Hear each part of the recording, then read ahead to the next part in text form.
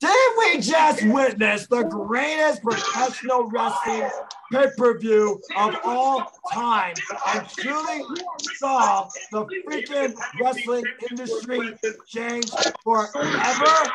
I think we very well just might have done that because last night, AEW literally did what they said they were going to do.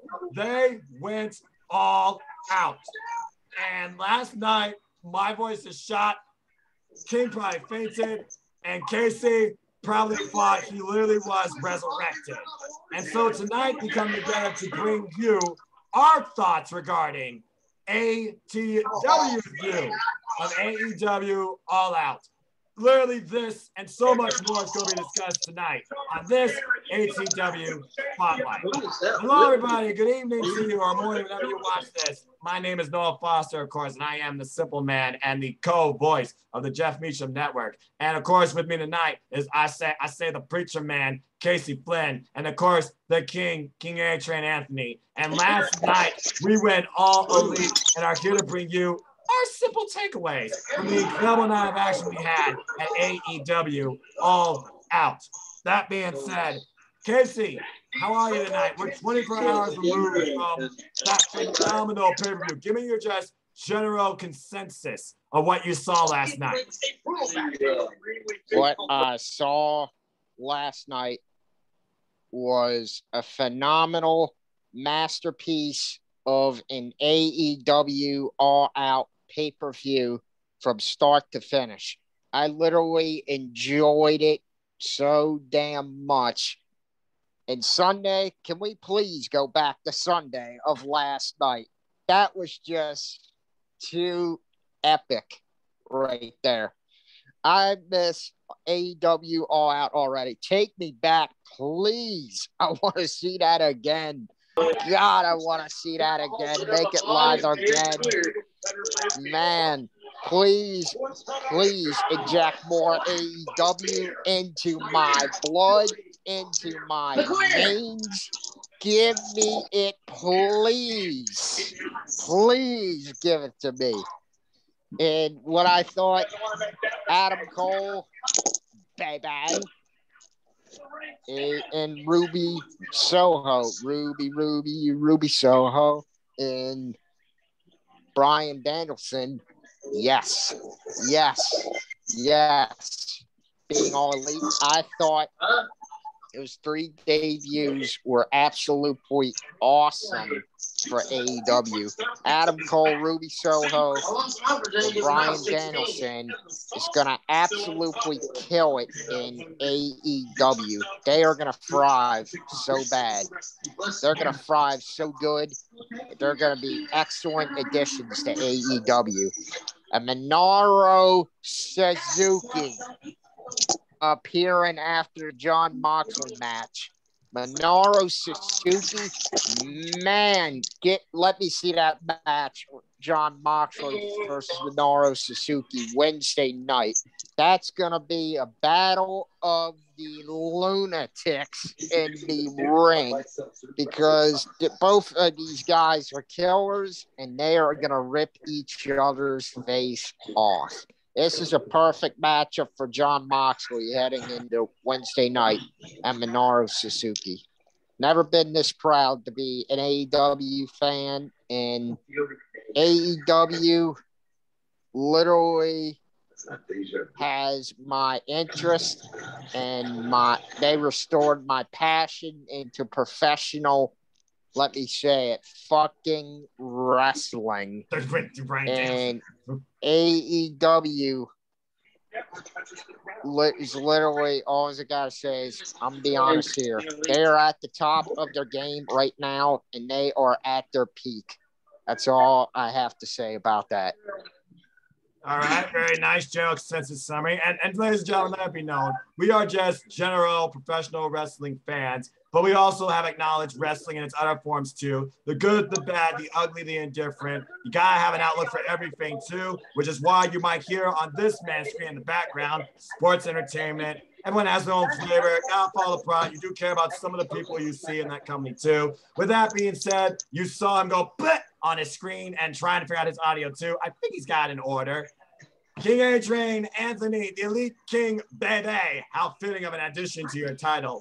Your general consensus about last night before we start reviewing the matches. How did you feel about AEW All Out? Trying to tell people all this time, do not sleep on AEW because of the fact that as we look at this roster and we look at it a few years from now, when we, get really old and we still living on this earth, we're going to look back on this event itself and be like, wow, AEW is building possibly the greatest roster that has ever been assembled on this planet Earth. And how in the world can Tony Khan pull off some greatest of all time shit? Like, seriously. I mean, you signed, let's see, if we can run down the list of acquisitions that he has signed, let's run it down. Go for it. Malachi Black, Andrade El Idolo, CM Punk, Ruby Riott, well, Ruby Soho, botch on my part. Botch. And now, I mean, I should have said now. And now Ruby Soho, Adam Cole, baby, and now Brian Danielson. What in the hell are we living in 2021? Because if you are asleep on AEW, like I said on my Twitter last night, wake up, because AEW is here to stay. AEW is not playing around. And let me say this in final conclusion. Holy shit on Minoru Suzuki. And now you over there, y'all see you smiling over there. You get to see him live in Cincinnati in the rematch of Mox and Suzuki. Yes.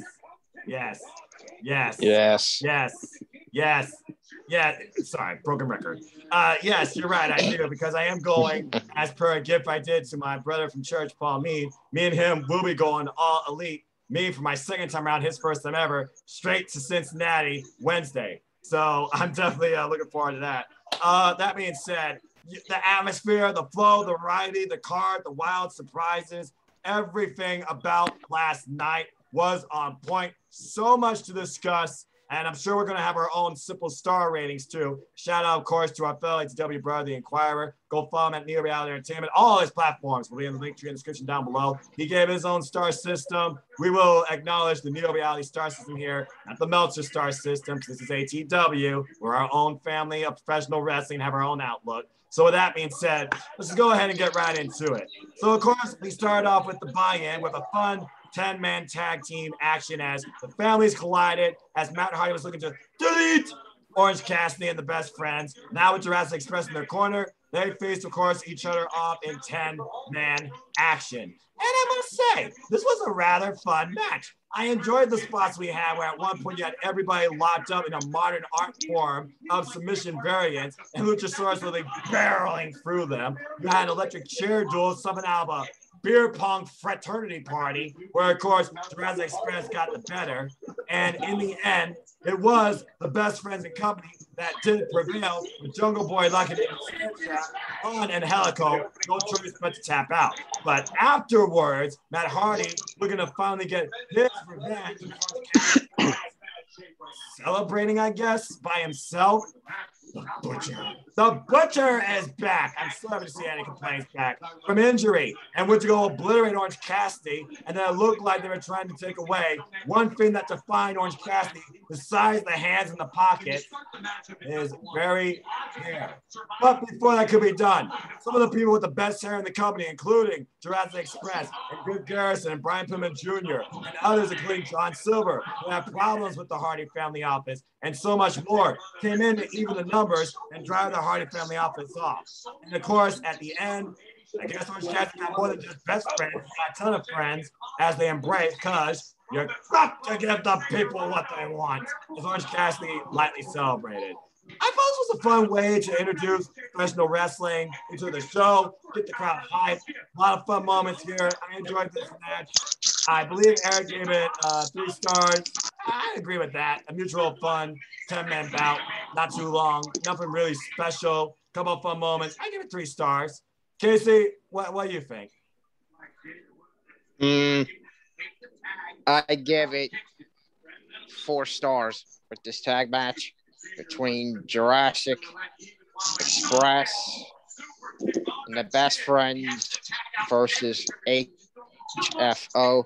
The reason why is because I thought it was very good from back and forth. I mean, the spots in it were phenomenal. Everybody was phenomenal, and everybody did great in that tag match that night. And I had Jungle Boy, Jurassic Express, along Orange Cassidy, and the Best Friends winning that match, because you have 2 guys that are in that tag match that are both over as hell, and that is Jungle Boy and Orange Cassidy.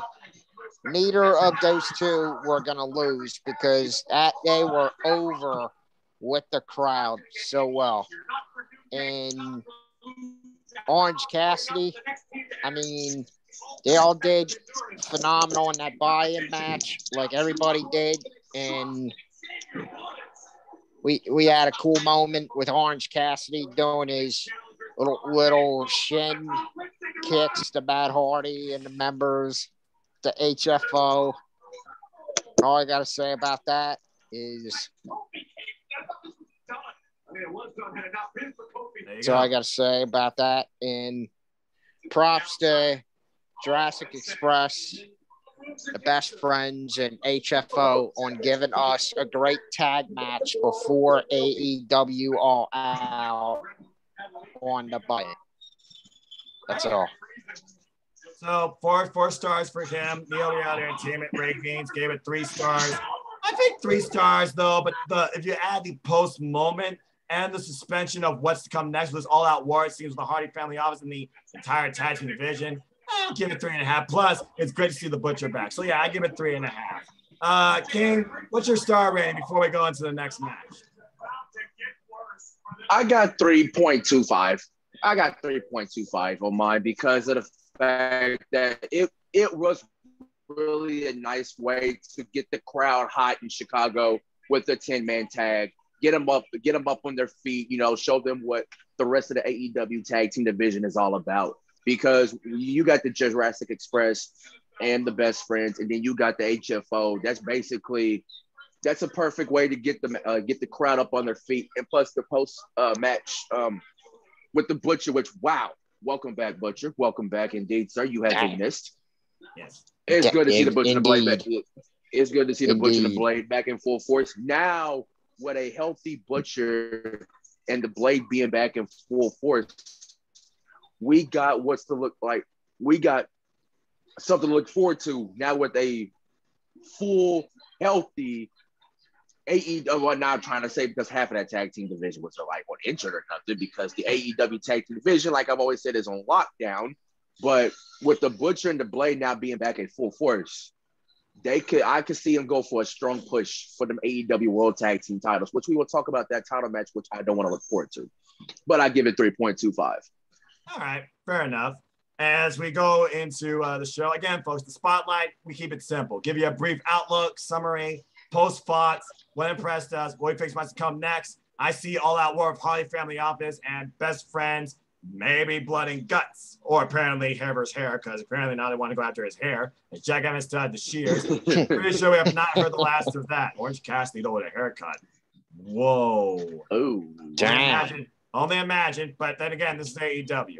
All right, so let's go ahead and get into some real talk as we go into the show. As the show kicked off with the TNT Championship as God's favorite champion, the Redeemer, Miro. He defended the title against the man who believed he had his kryptonite as he went after his neck constantly, Eddie Kingston.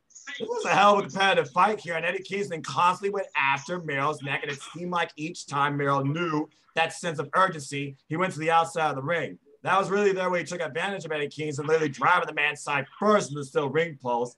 Constantly, Eddie Kingston, just like, hit me harder, bring more, come on, Redeemer, bring more, redeem these nuts. And literally, he just kept on wailing into the man, chops and strikes, finally hitting some freaking powerful maneuvers to the neck of Miro with DDTs and an enziguri. And eventually, it was just becoming the point of frustration where Miro finally locks in the game over, but could not make the man tap. Turnbuckle pad goes flying off, and that goes against Eddie Kingston as, of course, referee does not see it. Mule kick, damn. And then another first kick follow-up with another high-end kick, and Miro successfully retained. This close. We keep thinking about Eddie Kingston. We want him to succeed in AEW as a champion. He's a crowd favorite, no doubt. He's a hell of a worker, but it just was not his time. The Neo Reality Entertainment star system gave this match a respectable 4 stars. I think for the fact that Miro is trying to surpass Darby Allin's reign and still is undefeated. Eddie Kingston now in his second TNT title match under standard stipulations here. I thought this was a hell of a bout. I agree. I'm just giving it a flat 4 stars as well. King, your thoughts on this match? I said it in the ATW view, and whenever I said that I expect this match to be hard hitting more than Moose and Ishii, yep, I was so right because of the fact that I was so right because of that fact that these two men it was hard hitting, it was physical, and it basically gave you of what a powerhouse of these two men whenever they collide in the ring.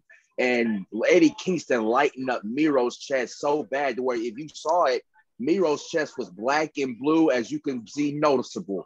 But in the end, Bryce, you had one job. But you let Miro low blow Eddie Kingston. And of course, your back was turned whenever he didn't see it. But you had one job to put the turnbuckle pad back on because Chicago was not having that. But if you noticed in Chicago, that crowd was whoa. Oh, yeah. They wanted Eddie. Oh, yes, Lord. They wanted Eddie Kingston to win. And can you blame him? Like you said, no, he's a crowd favorite. Don't blame but him. I do have what I think a bold prediction what might happen. We're a few weeks away from Grand Slam Dynamite in Queens, New York, correct? That's correct. That's right. Where is Eddie Kingston from again? New York. New York. You go. If they went with that route in Chicago, I say this: have a rematch, but do a New York City street fight. Miro and Eddie Kingston for the TNT title at Arthur Ashe Stadium in Queens, and have Kingston win the title over Miro. New York pop.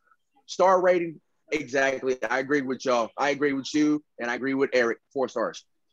Again, Bryce, one moment. I understand holding down the integrity of the ring, making sure the ring does not become a weapon or a foreign object. At one point, the turnbuckle pad, he was trying to put it back on. Eddie Kingston finally hit that spinning back fist strike and literally had Miro down for the 3 count. I thought we were going to get a new champion. Damn it. But it was still a hell of a good fight.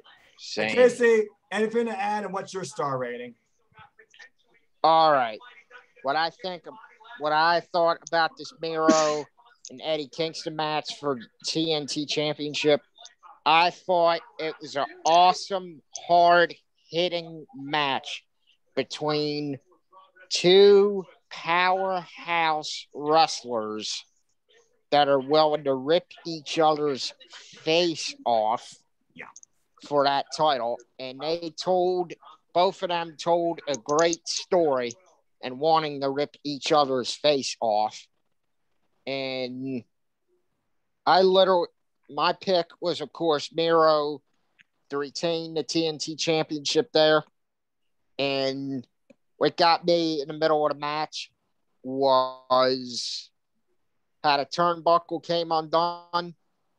Bryce,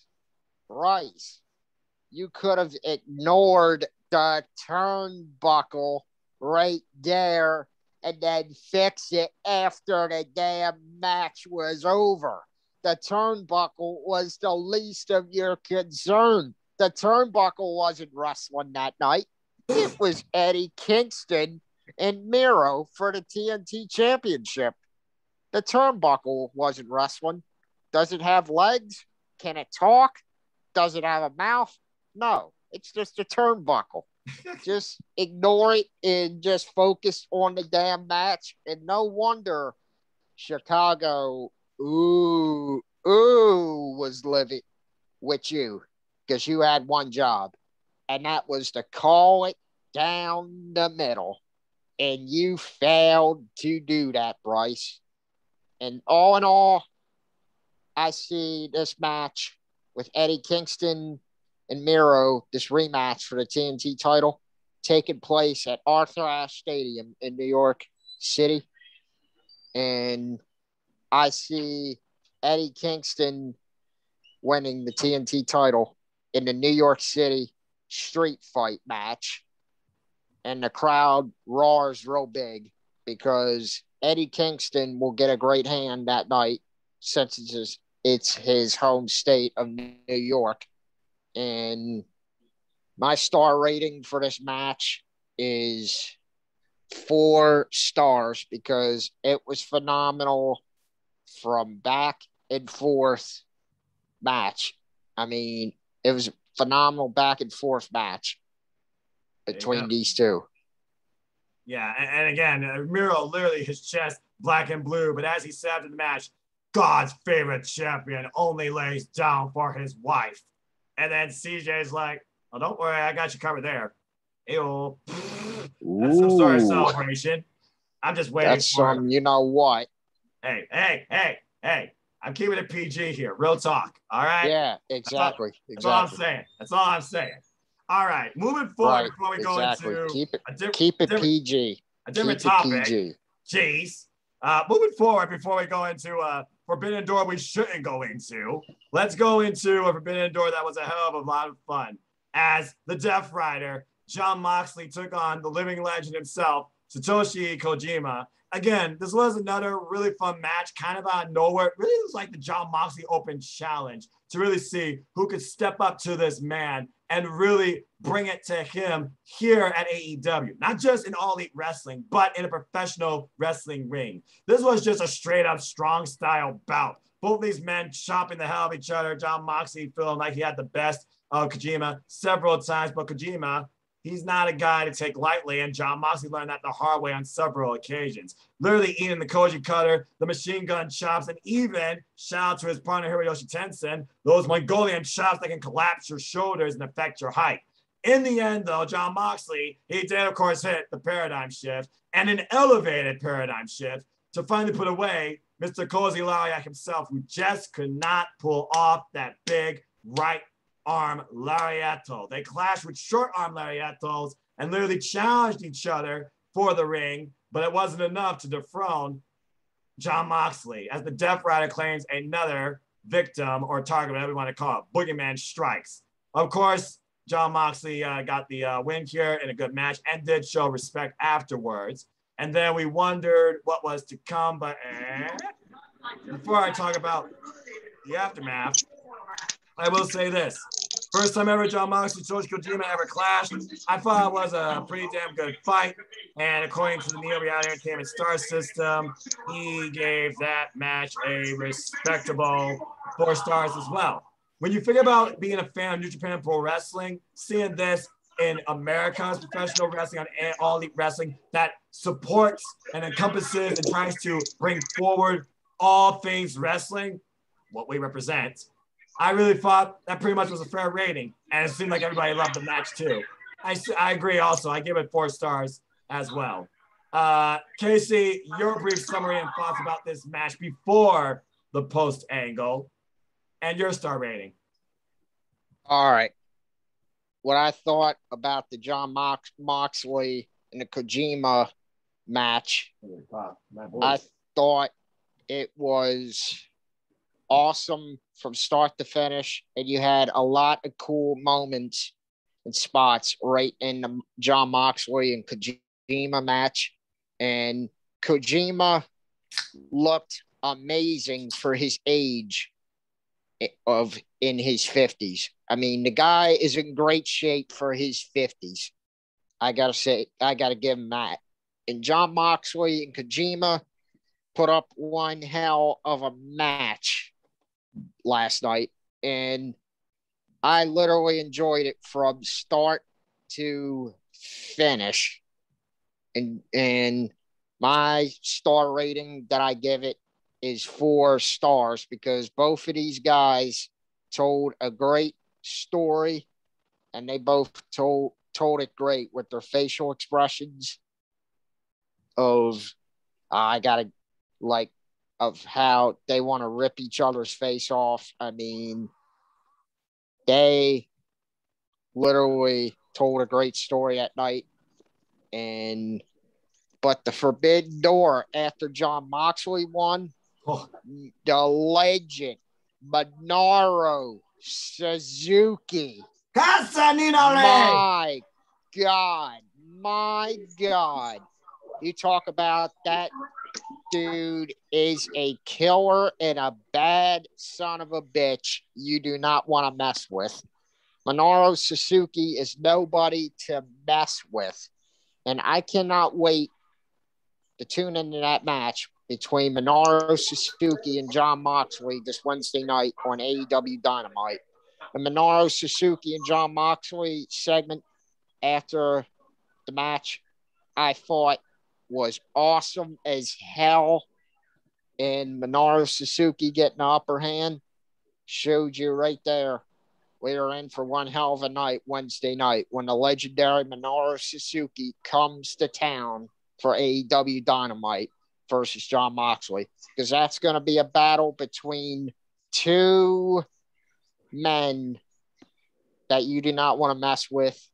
And I cannot pick a winner heading into that match on Dynamite, because Minoru Suzuki and Jon Moxley are both tough son of a bitches that can put up great matches. And that is very hard to predict the winner. All right. And again, I will be seeing that live. I still can't believe the man trained by Carl Gotch, a living legend, been in the ring with Josh Barnett. He's facing Jonathan Gresham in GCW. These two previously faced each other for the IWGP United States Championship back at the freaking New Beginning, and literally gave me one of my most epic matches to date. And literally this was Wrestle Kingdom vibes, as he once again recreated that energy after Jon Moxley was victorious and dropped him in the middle of the ring as these two cycles were laughing maniacally and hitting each other. But I digress. I'm getting too damn excited. There's another person that needs to go. King, your thoughts on the match? Joseph Kadira versus Jon Moxley, your star rating, and the aftermath. I'm very excited. I'm a Suzuki-Gun pro for life. Just saying. Go ahead, King. I'm sorry. Oh, you good, man. You let your fandom down. You're That's good, what I care man. about the most.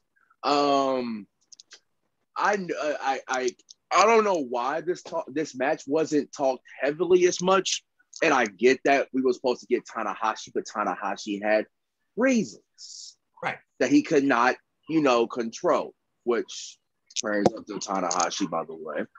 And Kojima is an underrated New Japan, All Japan pro wrestling legend, which it proved everybody like, oh, why was it a sleeper? Basically it went on sleeper. That was basically your traditional New Japan style type of match, of which I love so much. I just can't get enough of it. So, yep. Exactly. Strong style for life. I mean, whenever you get Moxley, you have Kojima. When the match was first announced, I was like, holy shit. Like, this is really about to happen. Kojima is about to enter AEW ground, and we're about to have a New Japan pro wrestling style type of match in Chicago. And man, did the fans got their money's worth with that match. I just hope I see more New Japan and I'm talking about New Japan pro wrestling fans watch, going NJPW World. I mean, go on Fight or whatever. So, but this match was good. It was so good. I couldn't get enough of it. I just can't. So if I was to basically rate this match, I respectfully give it a 4.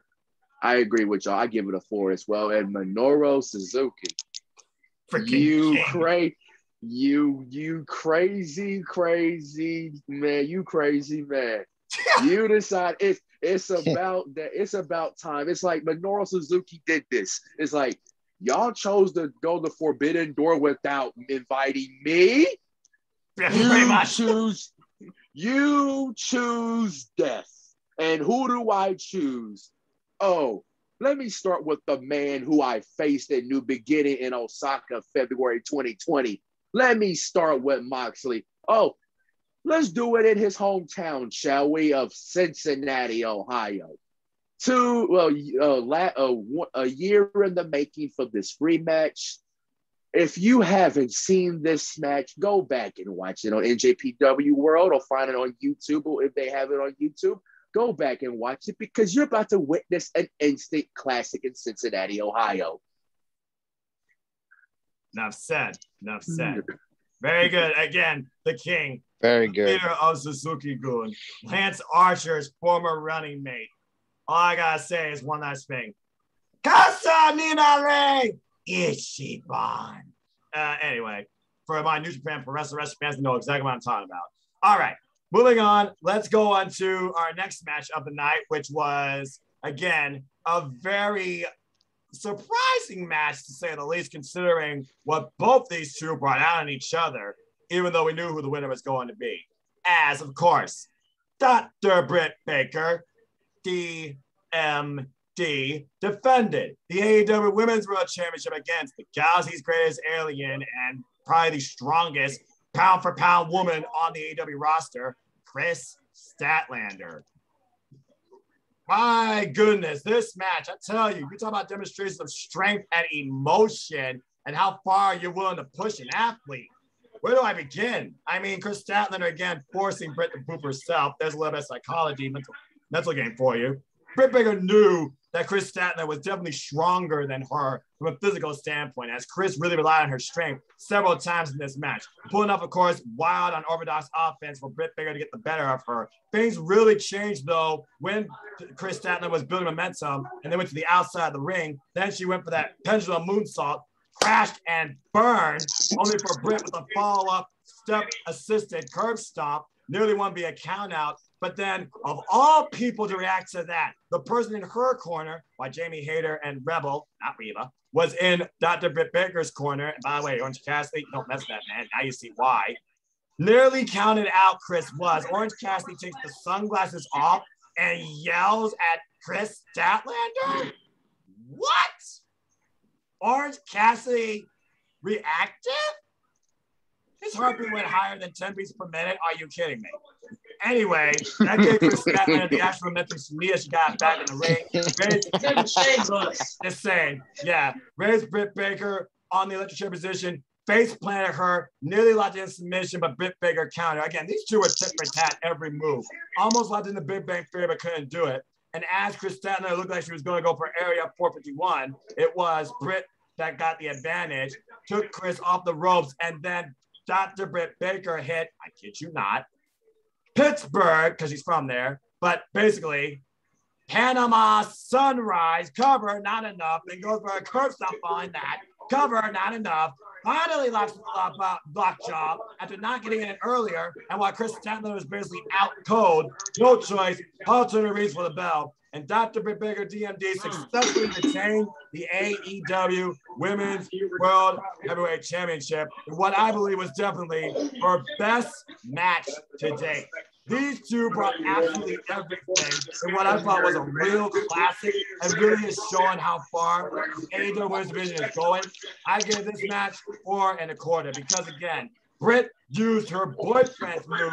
Orange Cassidy showed real emotion towards this. And Chris Statlander, she continues to surprise me. And in defeat, she has not lost anything with regards to favoritism or being a future AEW Women's World Champion.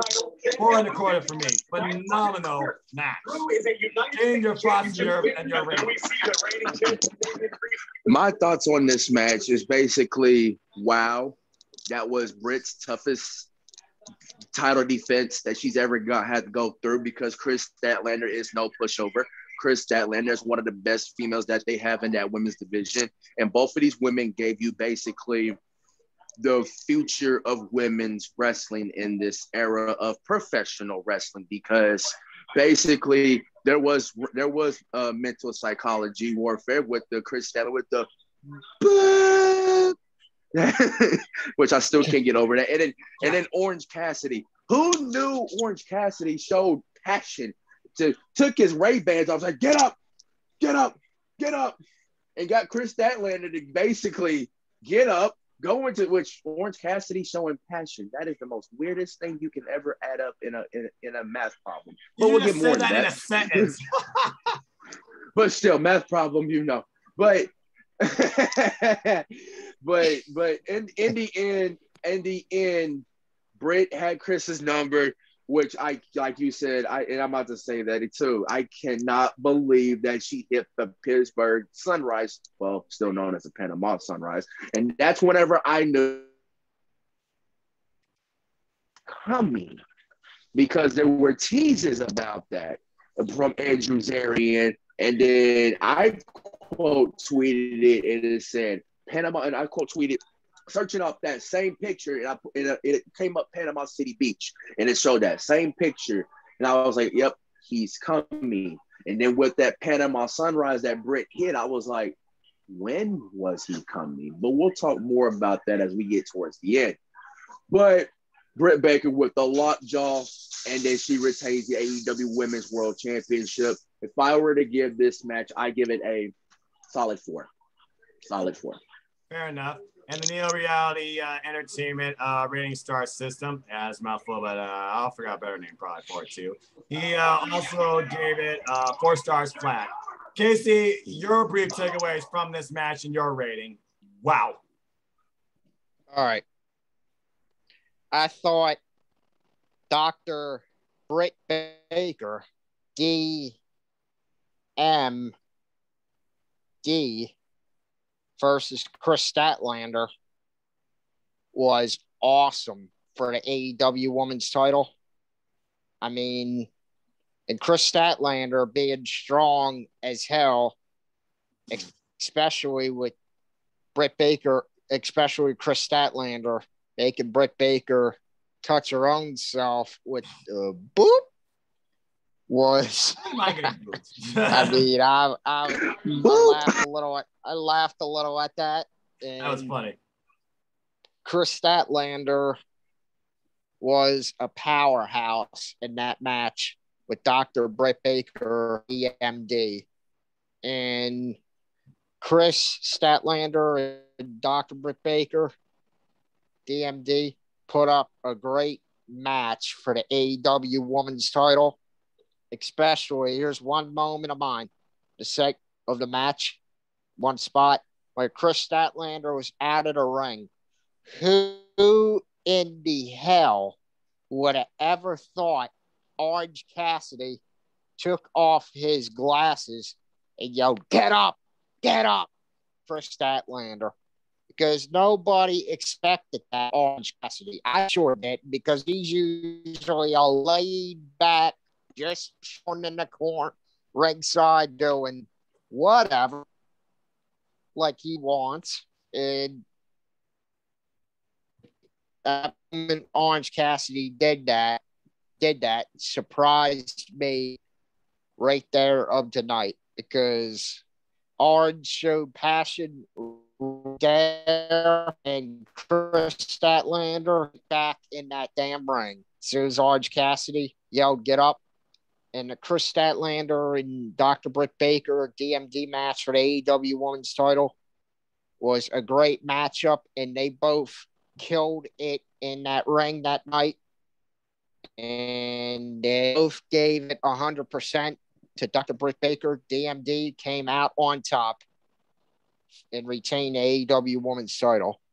And I give that a rating, that match, because it was phenomenal from start to finish, and they both have hearts of warriors and a lot of iron guts. And I respect, and I have the utmost respect for both Dr. Britt Baker, DMD, and Chris Statlander. Fair enough. Again, women's wrestling, women's professional wrestling. It matters here in AEW as well. It took a while for it to finally start coming together, and there's still some work to be done. But when you can bring a match like that, you know you're doing something right. And I definitely hope to see those two clash again. Chris Statlander is a future AEW Women's World Champion, among many others. Mark my words, her day will come. She will be our actual leader. Yep. But she led by example what you can do in that ring, as Britt Baker once again showed why she is the baddest bitch on the roster, and this why she is the champion. Damn good stuff. All right. Now, you guys know me, right? I'm the reactive guy. I'm the supplement. I'm the play-by-play guy, right? So it almost feels like I should do the match, the play-by-play here. But I know somebody here that can go above that because he is elite. And it featured your boys. King, you best give your best damn good play-by-play example, explanation, and star rating for this match I'm going to give you to start talking about next. Because next up was the AEW World Tag Team Championships, where the Lucha Brothers took on the Young Bucks inside a steel cage. Before King speaks, I have 2 words to say. Holy shit. King, Get off my fucking ass. Oh my goodness.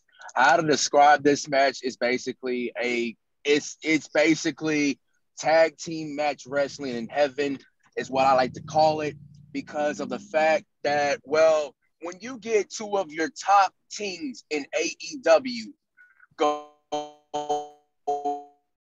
head to head once again, when Tony Khan has asked, actually he asked for this to do in 2 years. He couldn't do it in the pandemic because, well, we were dealing with the pandemic. But now here we are in 2021. And oh my goodness, those 2 years were worth the wait because of the fact that we had an AEW, I like to call chapter 1 in AEW, because they fought in AAA. They fought before they got to AEW. So I like to call it AEW chapter 1. Double or Nothing. The first pay-per-view in AEW's history. These 2 basically showed you why they can carry this tag team division, that they will take it to new heights, and that it will show you that tag team wrestling is not dead. And then we had chapter 2. We had that famous ladder Triple H tag in that ladder match in All Out 2 years ago, and that match stole the show that night. And then here we are once again, chapter 3, All Out 2021 in Chicago. And basically, how do they top themselves? They always top themselves every time they step in the ring. You had super kicks thrown. You even had Matt Jackson with an Air Jordan 1s with thumbtacks in the match, and basically used it as a weapon. That I don't think that's ever been done in professional wrestling history, to where you have thumbtacks thrown on the sole of an Air Jordan 1 expensive shoe and just use it as a weapon. That's impossible. But I would never do that to my Air Force One. As y'all know, I am a sneakerhead. I would never do that with mine. I would just leave it the way how it is. And then we know Ray Phoenix's style. I swear, the man's body is made out of rubber. I swear on everything I love in my life. The man's made of rubber. Whenever you see him dive off the top of the steel cage with that cross body and just basically you look up in the sky, you're like, oh my God, is that a plane? Is that a bird? No, that's just Ray Phoenix, high elevation, high hang time in that match. So it's basically tag team wrestling. It has never went away. It will never go away. And the Lucha Bros and the Young Bucks just proved to you why that tag team wrestling exists in AEW along with the best tag teams that has ever came through that division. And plus, we got new champs. Am I happy with the result? No. But do I give a respect in the end? Damn sure I do, because of the fact that I've always said it, that if anybody's next in line for those AEW World Tag Team titles, it's the Lucha Bros and the teams in AEW's history, 2-year history. And let me let you on another prediction like I just did a while ago in that Miro and Eddie Kingston match. Santana took it to Twitter after the match and said, "Enjoy it, my brothers. One day it will happen." I say this, if Proud and Powerful is, if Santana in 22nd, let's have another tag team classic, shall we? Lucha Bros, Santana and Ortiz for the AEW World Tag Team titles. Let's have another banger of a tag team match. And the match I am basically, when it comes, I am always elite with my boys, which is why I feel like this match doesn't deserve, I feel like this match is going to go over, and I hate to say this, but it's going to reach Melcher's scale. And I hate to say that because of how great this tag team match was. Oh, 5.25. 5.25. Damn. 5.25? Okay, hold on. Real talk. I got to ask you. Did you think this steel cage match surpassed the Young Bucks versus Kenny Omega and him and Adam Page last year at AEW Revolution? And that match was also a classic too. By a slight bit, by this much, it overpassed them by that much. That's why I added the 2-5 in there, because it surpassed that match by that much. No offense to Kenny and Hangman, and plus all 4 of them are best friends and they know how to work in that ring. But whenever you get the Lucha Bros and the Young Bucks in the same ring in a tag team match, it's hard to pass them up. It's hard to pass it up. Well, considering it's a battle of 2 families versus an internal family feud, I do get what you're saying, how it does feel a bit more personal too. So I do get why you gave that the extra star rating. The Neo Reality Entertainment star rating system, I believe, gave that match 1, 2, 3, 4, 5. Holy hell, is that accurate? He gave it 6 stars. Ooh, wow. I just gave it a 5.25, but dang, a 6? Eric, what the hell? Folks, stay tuned. I'm sure he's going to talk about that match more. I don't know how he gave it 6, but I mean, it was crazy, but I don't know if I'd go that high. Damn. But I will say this before I let Casey give his piece. That was a fucking phenomenal, insane match where those 2 brothers literally put everything into one another to protect each other in defeat and also preserve their opponent to the point they wanted to make sure they were down for the count, dead and out. There was at least 4 separate occasions I thought this match would end on either side, 2 and 2. At one point, you had the 4-corner super kick party standoff where they're super kicking each other, only for literally McPherson to kip up, rebound super kick, Nick, I believe it was, who fell down, and then another Young Buck super kick ran, they're finally down, and that was the only time all 4 of these men were incapacitated for at least longer than friggin' 10 seconds. And then, yeah, you're right, a $5,000 Air Jordan type shoe turned to a weapon. I got PWG vibes from that when they do the same thing to Cass Ray with a wrestling boot. And then, of course, they literally were tearing away the history, the legacy, the heresy. You know how much the freaking Lucha Brothers hold family close to their hearts by performance-wise in Chicago, too, of their theme, literally tearing away their mask, leaving them all a bloody mess. Blood, sweat, tears, heart, and soul was all given, including that ridiculous destroyer for the near fall, and then the crossbody off the top, like you said, into the assisted Pecos Power Driver, as literally the Lucha Brothers finally became the AEW Tag Team Champions, and the Young Bucks met their match at least for 3 seconds. Again, this match, if you do not watch this match, I don't know what is wrong with you if you're a professional wrestling fan. Holy hell, and I give it literally 5.5. Casey, your thoughts on this match and your star rating. I'm not sure a tag team match this year will top that. All right. Holy shit, mother of God. This tag match between the Young Bucks and the Lucha Brothers for the AEW World Tag Team Championships. I'm sorry, but I give this match of the fucking night right here. Because this tag match inside the steel cage was a masterpiece of a tag match.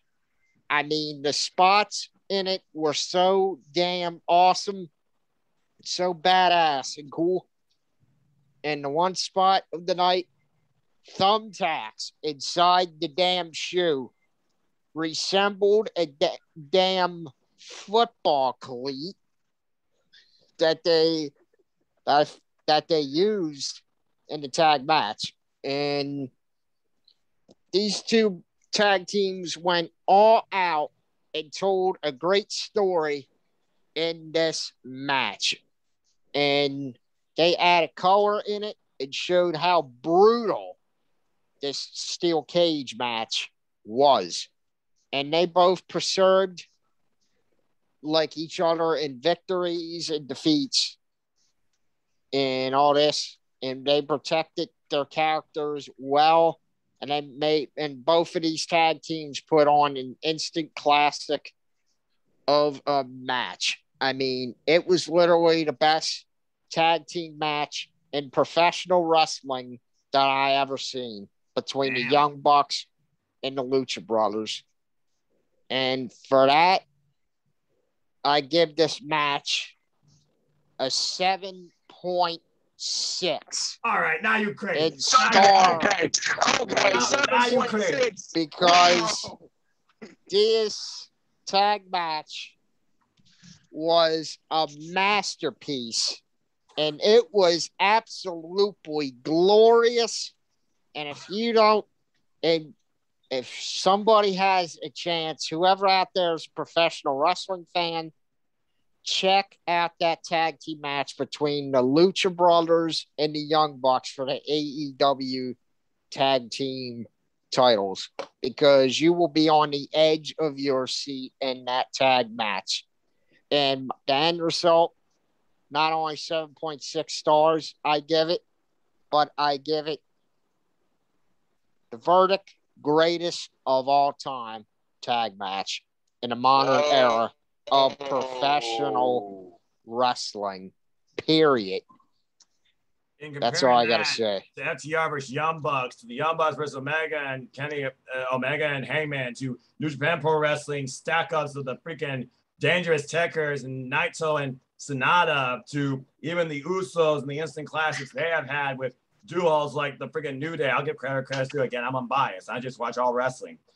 Dude, that is a hell of a personal opinion moniker you just gave this match. But the moment, especially when Rey Fenix was about to eat that thumbtack shoe for Penta to come in and eat it again, Zero Miedo, but again, family preserved too. The things that these two did to each other as brothers and teams, but the thing that they did to protect one another as family in their fact they are teams of brothers was unbelievable. And the moment after, as those titles were drenched in the Lucha Brothers' blood, and Penta literally embracing his family, including his daughter and his wife, literally the daughter literally holding the blood of her father on her face, that was just unbelievable. And the fact that steel cage was used to literally keep this inside, but it was not used towards the result, as again, the only way to win was pinfall or submission. And this thing did not have a roof, and they did go to the top to use it. I can only imagine what would have happened if one of the Bucks got up there with a Lucha Bro. We would have probably saw an avalanche Spanish fly. Someone would have died. Ooh. But bottom line is this: second ever steel cage match in AEW history.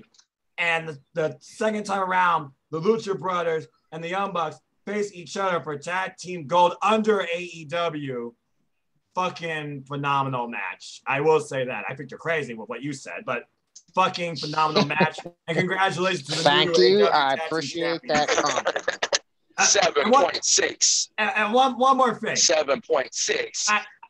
Okay, calm down, King. Calm down. One more thing you might find interesting here, gentlemen. When I watched the post-me at Scrum, and Penta says that at one point they would love to face the Young Bucks in a hair versus mask match.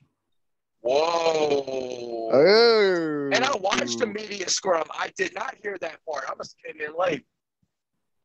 Guys, imagine that. The Young Bucks putting their hair on the line versus the Lucha Brothers mask.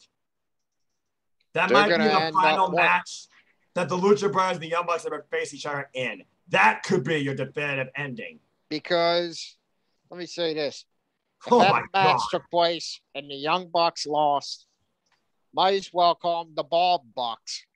And oh, boy. And King remained silent off that joke that probably just got crickets. Bottom line is this, though. Young Bucks, Lucha Brothers, two of the best tag teams in professional wrestling of all time. An instant classic delivered last night. Bar none. Bar none. Thank you, Young Bucks. Yep, thank you, Young Bucks. Thank you, Lucha Brothers, for giving us an instant classic. Thank you, Young Bucks. Thank you, Lucha Brothers. Amen to that. But I will say that was a hell of a match. I will say this. I kind of feel bad for this next match because a lot of the participants here had a hard act to follow. As the next match was the Casino Battle Royale, where 21 women duked it out in an over-the-top rope battle royale to determine the next challenger for Dr. Britt Baker DMD's AEW World Championship. You see several of the participants in front of you. Others include, of course, Sky Blue. Let's see here. I'm blanking right now. There are so many names, but you get the idea. 20 women and a Joker. I will say this. There was some really fun moments in this match, but nothing I would say, oh my God. I mean, Allie, she had an incredible performance as she kicked off. Shut up. As she kicked off the show. And stop that. And literally at one point, her and Abaddon went face to face. Yeesh. And then freaking Allie eliminated Abaddon. I was like, what? Allie, you just set yourself up for a death wish. Happy Death Day. Oh, by the way, shout out to Allie wearing the tape in memory of Daphne. Respect. We also had some great conglomeration. Yes, respect to that. Some weird fun alliances. I don't know about you guys. I don't think Riho was properly eliminated. Either that or the camera was just off site. I was kind of confused with that one, to be fair. But a lot of eliminations just happened kind of like out of nowhere. There was like nothing spectacular. There was like, a pump kick and then a kick off the apron. Anna Jay being assaulted 2-on-1 by Allie and Penelope Ford. You have to do hostilities with Big Swole and Diamante, who in the end, both of them got eliminated. And then continuing to fight each other on the stage. I love the fact this rivalry is continuing. I knew that Jade Cargill and Nyla Rose would implode as Jade Cargill was eliminated by Nyla Rose later on, as Nyla Rose was a very strong competitor. Things really picked up, though, when freaking Thunder Rosa came into that battle royale, and all hell broke loose as everyone's going after her. We had Joshi Pro going after each other with Hikaru Shida, Emi Sakura, and Riho were doing hostilities. Legit later her, she put up some incredible suplexes, got shortly eliminated, but the fact she suplexed Nyla Rose. That's the strongest damn woman in this company right now. Damn. Kira Hogan came in like a spitfire, a good kick in the corner. Anna Jay, Ty Conti had some good tag team chemistry. Oh, man. And there goes the king. The king. Well, we also lost the king. We also lost Kylan King as she was shortly eliminated. That kind of irked me a little bit. Also, though, it was really a conglomeration that Anna Jay got eliminated after eliminating Allie, as Ford eliminated her. Then Ty Conti basically took out Penelope Ford. Ty Conti was very close being part of the Final Four. Tonight was eliminating her. And then the Joker came out, and the Joker was Ruby Soho. Everybody called it. It was absolutely Ruby Soho, Destination AEW, coming out to that awesome music. And she came out to a rousing ovation, of course. And it came down to Thunder Rosa, Nyla Rose, and Ruby Soho. Eventually, Thunder Rosa was able to eliminate Nyla Rose, and we had a one-on-one. Talk about an incredible tease for a match to come, in my opinion. Everybody thought Thunder Rosa was the key prime candidate to win. Everyone thought, yes, the Joker would be Ruby Soho, but it would be way too soon for her to win this thing and challenge the champion. In the end, these two, they duked it on the apron for a good 2 or 3 minutes. And finally, that riot-type kick move finally eliminated the very resourceful, relentless Thunder Rosa. As both points, Thunder Rosa and Ruby Riott were literally holding on for dear life at times by one hand on the ropes. but it was Thunder Rosa whose feet finally left the apron and her body hit the floor. Shout out to Saliva first, and Ruby Soho won the whole thing. Ruby Soho, who might I add is now officially All Elite, congratulations, won the Casino Battle Royal and will challenge Dr. Britt Baker DMD at a later day. And I will be seeing her live in Cincinnati for our first time ever on AEW Dynamite to address this matter. I will say for what this was, it showcased the women, a lot of them pretty strongly. Again, I like the odd alliances, fun moments, continuation of Diamante, Big Swole, Ty J versus Allie and Penelope Ford. I got to wonder if Abaddon, though, is going to come after Allie. And again, Sky Blue, great opportunity. I wish I saw more of her in this, but AEW keeps using her forward too. It wouldn't surprise me if they signed her and Kara Hogan. Both are incredible athletes. I thought this was pretty fun, but again, nothing really spectacular to take away except Ruby Soho winning. The Neo Reality Entertainment rating system gave it 3.5. I will mutually agree on that. Congratulations to Ruby Soho. Casey, your thoughts? All right.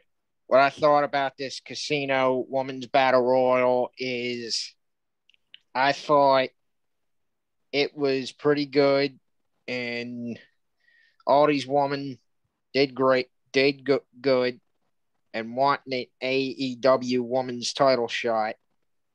First is Dr. Britt Baker, DMD, and the Joker, I know right away was going to be Ruby Soho. It was, of course, very obvious. And Thunder Rosa, when Thunder Rosa hit that ring, the game changed. And the whole momentum of the match just changed. And Thunder, props for hanging in there, even though it wasn't her night. But congrats to Ruby Soho on a fantastic win in the Casino Women's Battle Royal match. And I totally like the new entrance theme of Ruby Soho with Ruby Soho.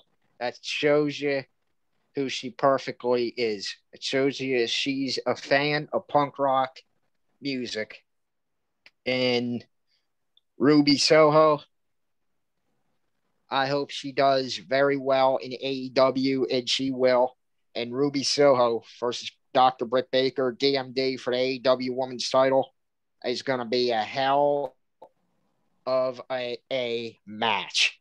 Because Ruby Soho, AEW's lucky to have Ruby Soho, because Ruby is an absolute hard-working woman that is a great wrestler at that. And they got a worker in Ruby Soho who can put up instant classic matches. And Ruby Soho versus Britt Baker for the AEW, Dr. Britt Baker, DMD, for the AEW Women's World title is going to be a great match, because you got both women that have a never back down attitude, and they both have a lot of heart.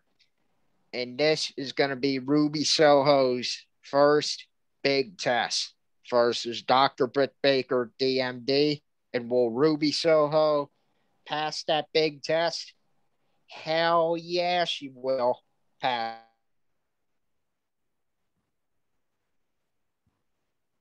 Well, I think he froze, folks. Gustav Ice might have died too. This is what happens when you go late on Monday night. There we go. You were glitching. And Rosa time is coming down the road, and you will be champ soon enough. Your time is coming. Hang in there. Keep your head up. You have nothing to be ashamed about. Yeah, no doubt. Again, great job. Go ahead. and my stars for this match is 3.5, because it was pretty good. Not like an instant classic match, but it was good. A good Casino Women's Battle Royal. They're all in this match. They were all warriors through and through. There's one thing I gotta say though before we move on. Sky Blue, never turn your back on Abaddon. Ever. Oh, exactly. I was she like, paid for that. Sue Sky Blue turned her back on Abaddon. I was like, Sky, you might want to turn around. By the There's way, somebody Abaddon, behind you. I love Abaddon's new hair. That's a headbanger look. Oh, Abaddon's hairstyle. Oh my God, she looked like a badass with that hair style that night. She looked a lot scarier. Constantly evolves herself to be even more intimidating and more so a crowd favorite. I don't know what it is about Abaddon, but she intrigues me. And seriously, I think she is a future AEW Women's World Champion waiting to happen too. I still want to see her face Chris Statler in a one-on-one. Oh, I agree. Now, it sounds like Allie just set herself up with the Living Dead girl, and I'm kind of worried. For reasons. Anyway, moving on from there, I'm going to give you this match because we go from a fun women's showcasing to a hell of a showcasing to show us, does he still got it? You're damn right he does. CM Punk versus Darby Allin. Sting was not there. He literally fist bumped the man, and he literally went to the back as he said he would. This match, Casey. Wow. Damn. CM Punk versus Darby Allin with this match. CM Punk was impressive for his 7 years away from the wrestling ring. CM Punk looked phenomenal and in great shape, and Darby Allin was the perfect opponent for his return because Darby Allin helped him around the ring big time, and CM Punk and Darby Allin still put up one hell of a great match. And Punk never, ever lost a step. He did not lose a step that night. And he may be getting older in age, Punk, but he still has it. He still got it. It's like Punk never left the wrestling world. And CM Punk, he's officially back to where he belongs, and that is professional wrestling. And have we seen the last of CM Punk? Absolutely not. He's got plenty of feuds and plenty of wrestlers that he is going to work with. Darby Allin wasn't the only one. Darby Allin was the perfect return opponent for CM Punk, and Darby Allin made CM Punk look good last night because Darby Allin is a phenomenal wrestler inside that very, very ring. What's your star rating? Well, our star rating of that match is 4.5. All right. I think that's pretty mutually fair. The Nino Reality Entertainment star rating system gave that match, I'm sorry, small graphic. He gave it a perfect 5. And I must say, after 7 years, CM Punk, he definitely got renewed passion and drive. This was a really fun match. The fact these two literally, CM Punk sitting in that iconic position in the middle of the ring, Darby Allin just kneeling in the corner, taking in the atmosphere, listening to it all. We got that subtle this chant, that chant, this chant, that chant, before these two even locked up. And it really was a fill-out process that CM Punk once again adapted to what it's like to be inside the squared circle, those 4 ropes, taking a bump, dealing with somebody much younger than you, but also much more agile too, as it seemed relentless though to get that headlock off at one point. Darby Allin, of course, he gathered speed, threw his body into CM Punk on several occasions. Tope Suicida took CM Punk over the top, tried to lock in even the Last Supper at one point for a near fall. And at times when CM Punk had the man dead to rise, including Irish whipping the man side first into the steel ring pole between the top and middle rope. Damn. Talk about a whiplash effect that can break a man in half. Shit. Again, Yeah. Darby Allin, half the times I wonder, are your bones really brittle? Are you really half human? And of course, CM Punk kept taking advantage on that. He really controlled the momentum in this match at several points. Then Darby Allin, of course, relentless as he is, fought back, only to eventually get GTS, but the momentum threw him out of the ring. Missed opportunity by CM Punk, but he knew he was in control. And at this point, he fought Darby Allin. He's dead to rights. Then Darby Allin literally wails the man with back elbows nonstop, literally drops CM Punk with the takeover stun dominator and hits the coffin drop almost. But Punk rises up like the Undertaker, like nothing. Knew it was coming. As these men continue to fight, tooth and nail, near fall galores, the crowd was just eating it up. At one point, Darby Allin near the game booed too, because again, CM Punk's home turf, Chicago. It was CM Punk who finally locked in that final go to sleep and pinned the man dead center in the middle of the ring. And CM Punk gets his first win in AEW and in his first wrestling match after 7 years. Absolute classic between this generation's Punk type wrestler versus the original himself. Darby Allin is Darby Allin. Darby Allin is an established super mega wrestling athlete for ages to come, for everyone to be inspired by.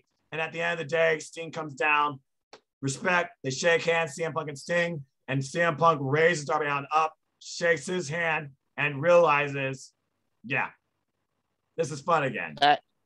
That was a great match for CM Punk's return away from 7 years from the very ring. And I thought that match was, instead of 4.5, like I said earlier, I'm going to change my star rating to that. And I'm going to put respect on that match and put 4.5 instant classic match, because Punk and Darby Allin had a great match and they told a great story. And it's Punk saying, the moral of the story is to see if Punk still has it or he lost a step. And Punk passed that test, and he still showed everybody and the entire wrestling world that he still had it and he could still go in that very ring. So props to both of those guys. That was a great match last night. As our buddy Eric Brown pointed out, at one point, literally, CM Punk was inspired by Bret the Hitman Hart. Literally, Darby Allin with the takeover and that iconic moment, gift for gift, frame for frame. Yeah, professional wrestling is #blessed. And again, exactly. CM Punk, the crowd said it perfectly. You still got it. He never lost it. CM Punk needed to prove to himself, though. Can he do it? Mission accomplished. I can't wait for CM Punk's next match. And Darby Allin, Sting, and now Punk endorsement, he's made for life, period. All right. Moving on from there, as we look at an upcoming Legacy Rising, we saw a Legacy tested one last time, as it was Maxwell Jacob Friedman, MJF, taking on Chris Jericho again. But this time it was the final fight where if Jericho loses, he would never wrestle again. This right here, I knew it was going to be a very different match versus the previous one. And again, a different feel versus all the previous matches too, as this felt truly personal for both these men to truly show what they're capable of and who truly owns AEW. Oh, look, he's back. Before I continue, folks, allow me to bring back Anthony. What happened, brother? That was funny. Technical difficulties on the way back home. I had signal issues, so I'm back. Hey, all good, man. Well, I would be disrespectful if I just said, okay, let's continue where we left off. I'm not like that. King, we got done talking about the Casino Battle Royale, and of course, CM Punk versus Darby Allin. Give me your thoughts on both of those matches and Ruby Soho. Oh my God. I seen this coming. with Ruby Soho being the Joker. I mean, if you haven't watched the Ruby Soho vignettes that she posted on Twitter, and it said one way ticket, she's going and flying, New York City was her latest stop. And then that last part, it said fill in the blank. And noticed how it was, if you count out the letters, if you count out the numbers, like the spaces right there, it was basically, if you spelled it, it was CHICAGO, Chicago. That was the latest tease right there. I was like, yep, she's got to be the Joker. But what confused me was when Sky Blue got entered into the Battle Royale when it was first announced, before Dark was on that special AEW Dark was on the air on that Saturday night.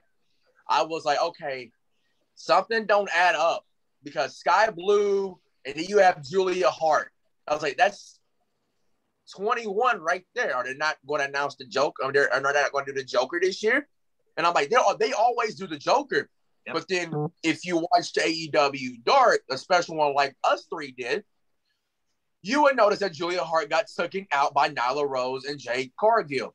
Yep. And there's your answer of why Sky Blue got injured. There was the answer right there in living color. Oh, did I say living color? Shout out to them. It's called brilliant. But continue.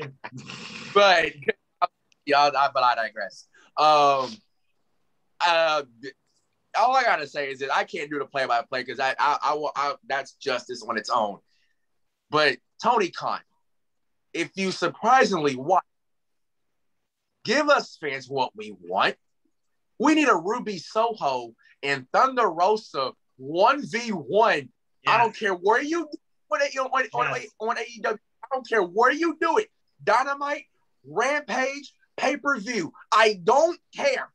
It needs to happen because these are two of your women that's going to be, dare I say, because the women's division's roster is just so stacked. But I'm going to make a bold proclamation. These are two of your future women top barriers, standard barriers, along with Dr. Britt Baker in your women's division. Ruby Soho, I did not expect her to win in her first attempt in that casino battle royale. No one did. Me neither. Hey, you had the same picks that Saturday night. We said Thunder Rosa was going to win this. And then all of a sudden. Exactly. And all of a sudden, Ruby was like, oh, Ruby? Huh? What? Ruby winning this? I was like, yeah. Yeah. And shortly afterwards, we got the graphic made official. She is all elite. It's like, I was just like, wow. Like, oh, I was stunned, bro. Yeah, me too. Ruby won. I thought it would be somebody like Ty Khan, Deanna Jay, someone with history that hasn't faced Britt Baker yet, but a young up-and-comer too. Not a veteran like Ruby Soho. I wasn't disappointed, but I was shocked. And King, I agree with you 110%. Thunder Rosa, Ruby Soho needs to happen one-on-one because that was the best part of that casino battle royale. And the only other thing I have is Ali just set up herself a match with Abaddon. Yeesh. That would be Ruby Soho versus Thunder Rosa. It needs to happen. I agree with King. Dynamite, Rampage, or a pay-per-view. I don't give a shit where it takes place. I don't give a shit if it takes place in the damn parking lot. I don't care. Whoa. Let's not get crazy. I know she likes punk rock, but we don't need to get hardcore right now, okay? Let me tell you something. Yeah, no shit. We don't need to get hardcore. But let me tell you. Ruby Soho versus Thunder Rosa needs that. If they go one-on-one, that will be a great match up right there. That's a main event. Both of these women, women between Thunder Rosa and Ruby Soho are both hard-working women, and they're both great workers in that very ring. Damn right. And Tony Khan he have Ruby Soho because Soho will thrive in AEW. Will Ruby Soho be an AEW Women's Champ down the line? Of course she will. I think Will so. Thunder Rosa be an AEW Women's Champ down the line?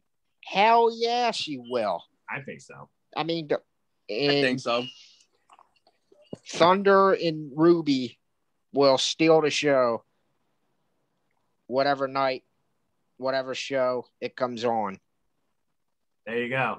And the other match we discussed, King, it was CM Punk versus Darby Allin. I gotta know, did you ever find yourself doubting if CM Punk still had it before that match? And if so, what was your resolution afterwards? Give me your thoughts towards that match. It was a dream match, and I think it truly delivered.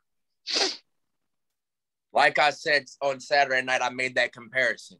It's like Jordan returning back to the NBA. It was like Jordan returning back to the sport that he became once the greatest of all time and gave the Bulls a second three-peat, saying, can Michael still go? Can Michael still be one of the greatest of all time?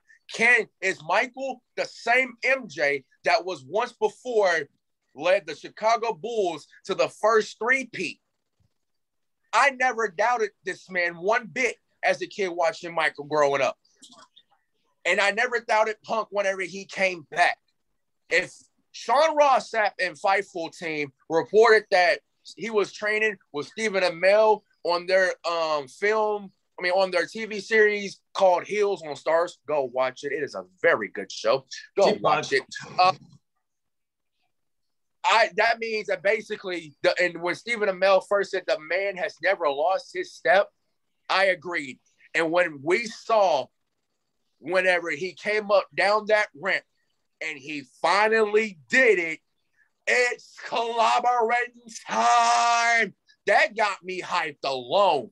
I was like, and then I saw the gear. I was like, Punk going tights. Kind of resembles his Ring of Honor gear a little bit, but tights. Yes. So I was like, okay, this is going to be a great psychological match. And that it was, because that is Punk's style. He is a technician in that ring. He's like, and I can't believe I'm saying this because, I think in my opinion, it's true. He is basically the Bret Hart 2.0, if you look at it that way, because of the fact that when you look at Punk and you look at Bret, you look at their styles in that ring, and it's basically mirroring each other pretty much. Yep. It's basically mirroring each other at this rate. So it's basically when you have they're both technicians in that ring. And when I saw Punk in that ring, I was like, yep, he can still go. He can still go in that ring. And what we got between Punk and Darby was basically a dream match of its own. And if I were to give that match rating, I forgot I don't know. Did y'all do the match rating for the women's casino battle royal? Did y'all do that? I did three. I did three. Yes. I was respectable, but it wasn't like anything super special except for Soho winning. Yep. I agree. 3.5 on the women. Yeah, same with 3.5 as me as well. Considering they were coming off Lucha Brothers and Young Bucks, they were in a rough spot. Exactly. Right. But anyway, back to Punk and Darby Allin. I gave it 5. Eric gave it 5, and Casey gave it 4.5. I give it a 5. I give it a 5 because this was the dream match that was well worth it. I give it a 5. Again, it was this match alone right here. I feel like people said this is worth the mission itself. You figure out the matches that were built for All Out and the way they were built. This was one of the ones that was built later just on pure reference. You didn't even think this was going to happen. All right. And then you got it and you're like, holy hell. Enough said. And of course, the respect shown among all three men. Darby is truly the sky's the limit for the guy. He's made for life, period. He's been endorsed by CM Punk and Sting. Yeah. Darby Allin's definitely a made man for AEW. Speaking of made man, King, we were just starting to talk about the final fights. between MJF and Jericho, where MJF did no, he didn't. Where Jericho finally conquered the one demon he has yet to conquer since being part of AEW, and that's Maxwell Jacob Freeman. Jericho's career continues in AEW, and in another match, you point out the word psychological warfare. That was done here too. Both men literally getting each other's minds and wrecking each other's bodies too. At one point, MJF trying to go for that big power move, couldn't do it because his back was worn out after, of all things I ever thought I would never see MJF do. Acai moonsault attack? What? Of course, crashed and burned on that, landed on his feet and runs into a powerbomb on the apron. That was the turning point for the whole match. Eventually, MJF, though, gets the better of Jericho using Floyd the baseball bat, goes for Judas effect. Aubrey out of position, looking at the shoulders only, not the foot on the rope. We thought this was it. Not like this. I thought Aubrey was going to become the most hated person in AEW. She still probably gets it, but I digress. And Paul Turner, apparently because how big this match was, because this is a rare thing you see in wrestling and you wonder, why does this happen? When should this type of thing happen? Is it right for this type of thing to happen in this scenario? I think it was. Paul Turner showed Aubrey, well, there was no TV mod, but convinced her. The foot was on the rope for the 3 count. Match was restarted as MJF tried to go for the Fujiwara. Jericho countered into the Lion Tamer, high angle Lion Tamer, and for the first time ever in his AEW career, MJF tapped out. And Jericho won. This was a very interesting match, to say the least, considering the story. But as far as the match itself, I wouldn't say I was blown away. It was more so the emotional investment versus the actual physical in-ring capability of both these men. But I thought this was still a pretty damn good match, to say the least. And the Neo Reality Entertainment System ranked this match 4.5. Again, you look at it for story, I get that. I look at it for the wrestling, maybe not so much. Because of the story and the fact that I hope finally MJF and Jericho are done with each other. Please, jeez. I think 4.5 is fair too, so I give it that. So, King, your thoughts on the final fight between Jericho and MJF, and just the setup itself with that troll introduction by MJF too. Yes, that troll production, he got me. I'll be the first one to admit in this family. He got me with the countdown because I was like, oh my God. Old school Jericho. I was like, it's Jericho. It's Jericho by ultimate callback to the WWF days, the WWE days. Countdown to Millennium when he first showed up. Against, and it was interrupted. He interrupted The Rock that night. But and then all of a sudden the lights went out and then MJF's music played. I was like, MJF chose Ultimate Troll tonight. Asshole. I was like, you asshole. And then all of a sudden, I'm hearing Fozzy. I'm like, okay, I'm probably going to be the one majority. I'm probably going to be in the minority when it comes to this conversation. But I love Fozzy. Been a supporter of Jericho's band since when he first brought it mainstream. Still love Judas. Still love their new song that came out with Sane. But a big pitch, but a swing and a miss with the live entrance because it had the crowd in Chicago all confused, and it exposed probably 50% of that crowd in Chicago of not knowing the lyrics to Judas. And that kind of felt like downright basically disrespect because it's like, y'all just know the chorus. That means y'all better, if y'all a big fan of the song, study your lyrics before you go to the show. Exactly. Especially if they study your lyrics. But that intro was a downright fail. You should have just had Jericho come out to it, without the live performance. Yeah. But this whole match was basically like a movie. This whole match was just basically you're watching a movie pretty much because it had your intro, it had your climax, and then it had your ending. And basically, like you said, Noah, I really thought that Aubrey was about to become the most hated ref in AEW history. And I'm glad Paul Turner came to the save and was like, yeah, Jericho's foot was on the rope. Because even I was up on my feet and I was like, Aubrey, Did you see Jericho's foot on the rope? But she didn't, because it was from her point of view. It was on her referee point to where she got the count. But luckily, like I said, Paul Turner caught that. But like you said, I wasn't focused on this as much as pro wrestling. This was basically storytelling at its finest, because basically we've been through the saga. We've been through this journey with MJF and Jericho since 2019, since their first confrontation in AEW, and that was on Dynamite. So basically, we've been through this journey. We've been through this saga with them, and it was eating. And I'm gonna say that what I said on Saturday. The one thing that Jericho has not done was beat MJF. And it was eating at him like cancer, pretty much. It was eating at him like cancer. If he could not get it done, he was done with AEW as a pro wrestler throughout the remainder of his contract and became a full-time commentator. And I was not ready for that, because I feel like Jericho has a little bit more to give in the ring with some of the few talent. And plus, I mean, I want to see Jericho in Black. I want to see Jericho and Andrade. I want to see Jericho and Cole. I want to see Jericho and Punk run it back one more time. I mean, there's still much more matches out there for Jericho when it comes to those big names alone. That's why I felt like I wasn't ready for him to be done with in the ring just yet.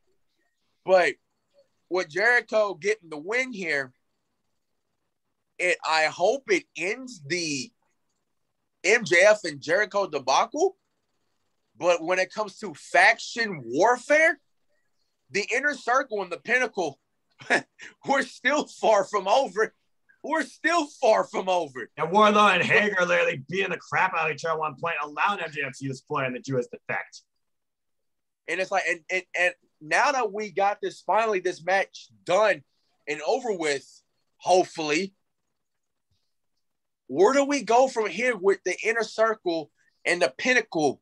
Where do we go from? Do they still battle? I mean, of course, Hager and Wardlow still got some scores to settle. Yeah. But as far as, I mean, you still got Shawn Spears, but you still got the remainder of the Inner Circle of Sammy Guevara and Hager and Santana and Ortiz. How would you take a big plus with FTR? They're going to take a long break. Cash is going to take a long break from that freaky injury that he sustained. Jesus. Golly. Good Lord. Like, that's pro wrestling for you folks. That's pro wrestling for you folks. Like, with FTR taking a break, a long break at that, does Dash go it alone as a member of the Pinnacle, but also a member of FTR? Does he go it alone? Or does he take that long break with Cash? That's where, we in a bit of a problem here if they want to continue this Inner Circle and Pinnacle feud. I do see what you mean, but I almost think like Santana Ortiz kind of like hit the nail on the head there with the match they won over FTR. That was like pay-per-view level. I almost think they're done. Sammy Guevara, of course, being Shawn Spears, they both beat the hell out of each other, took each other beyond their finishing limits too. Back in Houston, I almost think they're done too. Now that Jericho has conquered MJF, it does kind of feel like the only thing left is Hager and Wardlow to set up things too. I almost feel like the Inner Circle and the Pinnacle feud is about to take a hibernation after the big hosses go after each other. It almost feels like right now the momentum is back in favor of the Inner Circle. Where it goes from here, I think it's too soon to say. But I do get your point as far as the psychology and the storytelling in this match. It did feel like I was watching a movie. Again, both these men, they were literally going after each other's moves. MJF used the code breaker for Pete's sake. Nearly got the victory off Jericho too. So again, if this was a movie, I hope this was the final act. And I'm glad we had that epilogue that was corrected where MJF nearly ended Jericho, but failed to. And the fact that MJF tapped out, that's his first ever submission loss. Keyword, first ever submission loss in AEW. I don't think you can counter that. I think he would have to say that somehow he is still better than Jericho and move on. I honestly don't know where Jericho and MJF go from here, but the rest of the Pinnacle and Inner Circle feud, I feel like it's over, except for Hager and Wardlow. And with the Jericho Cruise coming up, I feel like we are going to get a hibernation on this too. It's a weird circumstance, but all I can say is congratulations to Chris Jericho. I think it was the right result. The right man won too. Yep, match star rating. I give it I give it a 5 because of the storytelling. I give it a 5. Yeah, fair enough. I think, Casey, you gave it the same thing, didn't you? I'm with King here. I give it a 5. Yeah. And again, bravo. It shows that professional wrestling can deliver a strong narrative. And necessarily doesn't have to be about smash mouth, strong style, flippy dip, absolute madness. You can slow the mood and still draw the crowd in too. That's what MJF and Jericho are capable of. There's a reason why MJF doesn't wrestle all the time. And Jericho always controls the narrative in his matches too. Win or lose. Great stuff. That's right. And here's Mm-hmm. one thing I got to say.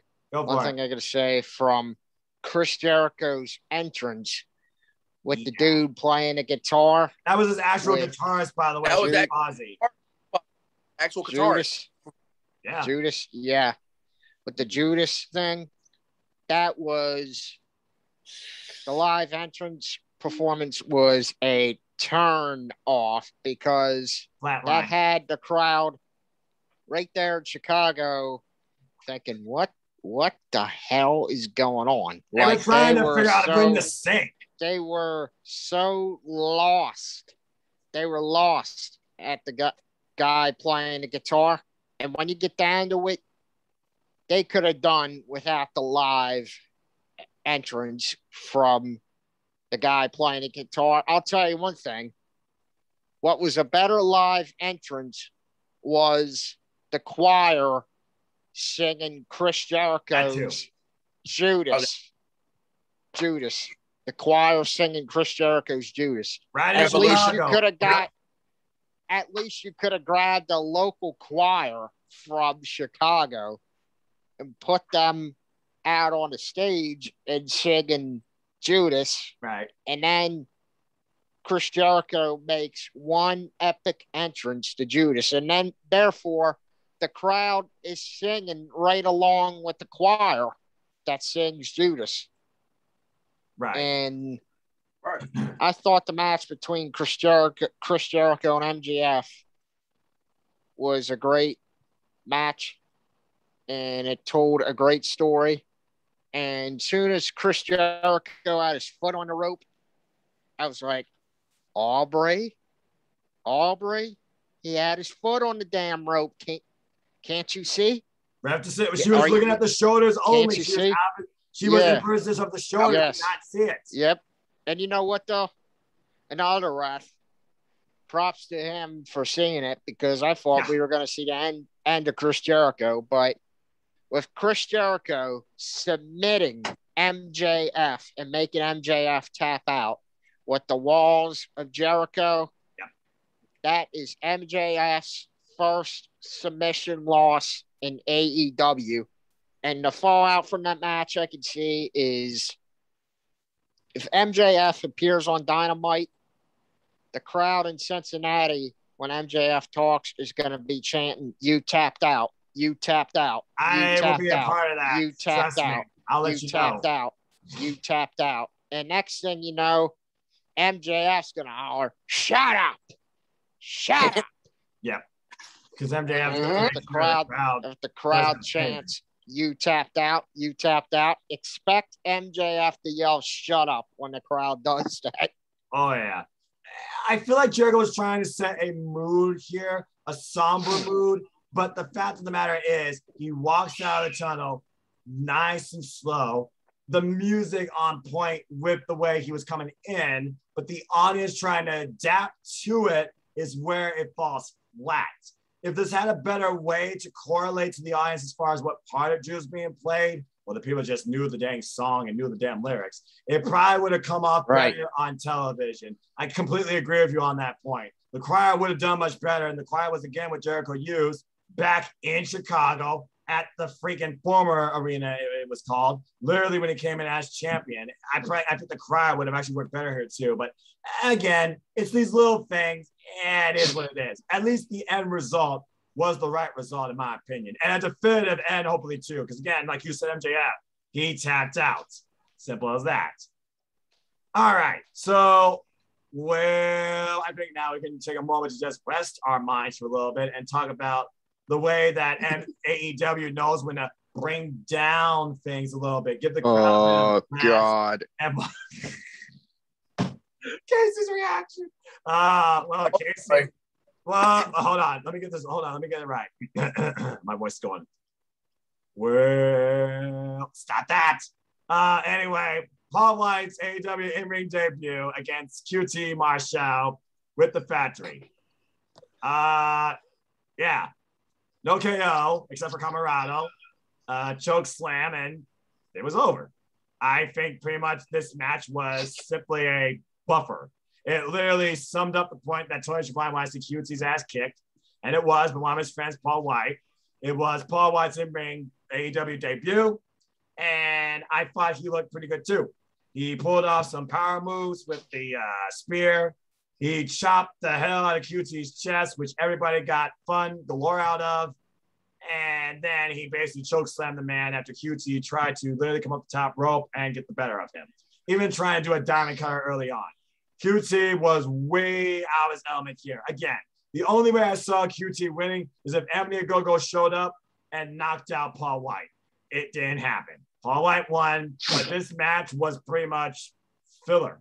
It could have literally been a dark exhibition. 2 stars. Paul White, congratulations. QT Marshall, you're still a loser. But hey, at least you look good in a Soprano shirt. Maybe you can go for acting. Does anyone else have anything to say regarding this match and their star rating? Paul, all right. Yeah, go ahead, Paul Casey. White. This Paul White QT Marshall match.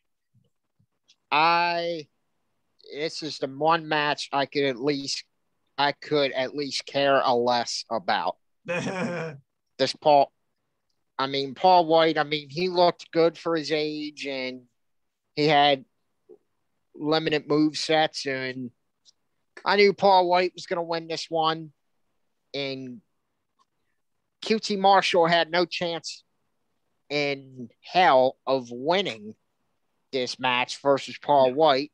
Yeah. And the only way QT Marshall was going to win is if Anthony Ogogo or somebody got involved, or maybe the Gun Club got involved. If Billy Gunn hit Paul White with a chair again while the ref's back was turned, and Billy Gunn and the Gun Club screwed Paul White out of a win versus QT Marshall, and then that sets up a feud with Paul White Gun Club. But thank God none of those scenarios happened at all. This one match, I could care less about. I give it 2.5. That's all. I think you're really more generous. Again, Paul White's first match. Yeah, limited movement. I think you just set up his next feud, and hey, he got the one. So everybody enjoyed QT getting the crap chopped out of him as we got the classic Big Show chops that rained down the Now Arena. So again, I thought this was fun. Sometimes wrestling can just be simply fun. You sound like JR there. You just called him Big Show.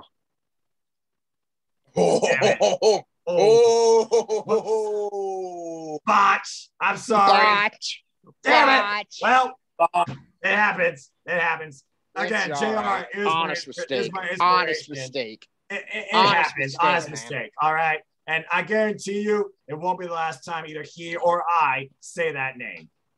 Okay, King, any thoughts you have on Paul White's in-ring debut and QT getting squashed too? Let's see. Quality television, Marshall. Shout out to my bros for Joseph Conlin and Indigo and Gamers Goon for giving me that. Well, not really Gamers Goon, because Gamers Goon hates quality television, Marshall. But shout out to Joseph for giving that quality television, Marshall. Right. His when it comes to QT, his name is Quality Television Marshall. Put that out. I don't think that's what it stands for, but I see why you say that. Continue. That's funny. But Paul White's in-ring debut, the man hasn't lost a step. Yeah, it was a squash, but the man has not missed a step in that ring. It was like he felt more comfortable being in an AEW ring than in the that other company's ring, because of the fact that I kind of see what you're saying there. Because of the fact that he felt more what he used to do back in the Attitude Era with that Paul White, that version of Paul White that could do anything. And it felt like he kind of went back to that a little bit, but not much. Mm-hmm. But all I gotta say is this: it was rated 2 at best. And welcome back to the ring, Paul White, and quality television, Marshall. You still quality television because you still drew the 1.1 viewership in your little segments, but you're still a loser. You still win the race. The 1.1. Are we talking about 1.1 fans or 1.1 million? All right. Maybe a little more specific. No, that's serious because on WrestleNomics in his little segment, the crowd will still watching at 1.1 million. So that's why I said quality television, Marshall draws. But in the ring, he's still a loser. Ouch to the quality wrestler. Ow. QT Marshall. Ow. Okay. You just buried quality television QT Marshall with that one line. I consider that a burial status. Pipe right bomb. there. That's a pipe bomb. That's what that was. Damn. That was a damn pipe bomb. Oh, pipe bomb. Man. I almost feel Pipe bad bomb. for the guy. Well, almost. All right. Moving on from there. I almost forgot. At one point, Dan Lambert lambasting the fans, shades of ECW, one night stand. This loudmouth asshole. I'm just waiting for Lance Archer to come up there and shut him the hell up. But no, it didn't happen. But man, does this guy know how to rile up a freaking crowd? I swear. He and Lance Archer on a collision course with the Man of the Year as they were in his little thing. I'm surprised nobody threw any shit at Dan Lambert, because back in the old ECW days, you got shit thrown at you. Just, I mean, and all that. Chicago, I feel like in 2021, the pro wrestling universe, I feel is a bit more mature. Just saying. Oh, yeah, by the way. Right. Well, okay, maybe I'm being sarcastic. Yeah, let me tell you this story. Let me tell you all this story. Go ahead, real quick. There was a wrestling event. I forget where, but I think it was back in the 1990s. That I wasn't born yet. It was Rowdy Roddy Piper, right? And Rowdy Roddy Piper, he was a villain so bad, he buried the crowd in Mexico City. And next thing you know, the crowd were throwing chairs at him in the very ring. And the crowd, they literally thought it was a damn riot right in there. Piper had to get the hell out of there. Oh, yeah, I'm going to get the hell out of that city. Get the hell out. Damn. Yep. And you know what? Dan Lambert, I mean, props to him. But the guy's got iron guts, though. Just burying the crowd. I mean, he's a passionate professional wrestling fan of his own design. Yeah. Damn. Here's what I like to see. I mean, in a yelling match between Dan Lambert and Don the Invisible Hand Callis. Oh, hell Who would win a yelling match on the debate stage? And my candidates on the debate stage are Luther, Don Callis, and Dan Lambert, and Vicky Guerrero.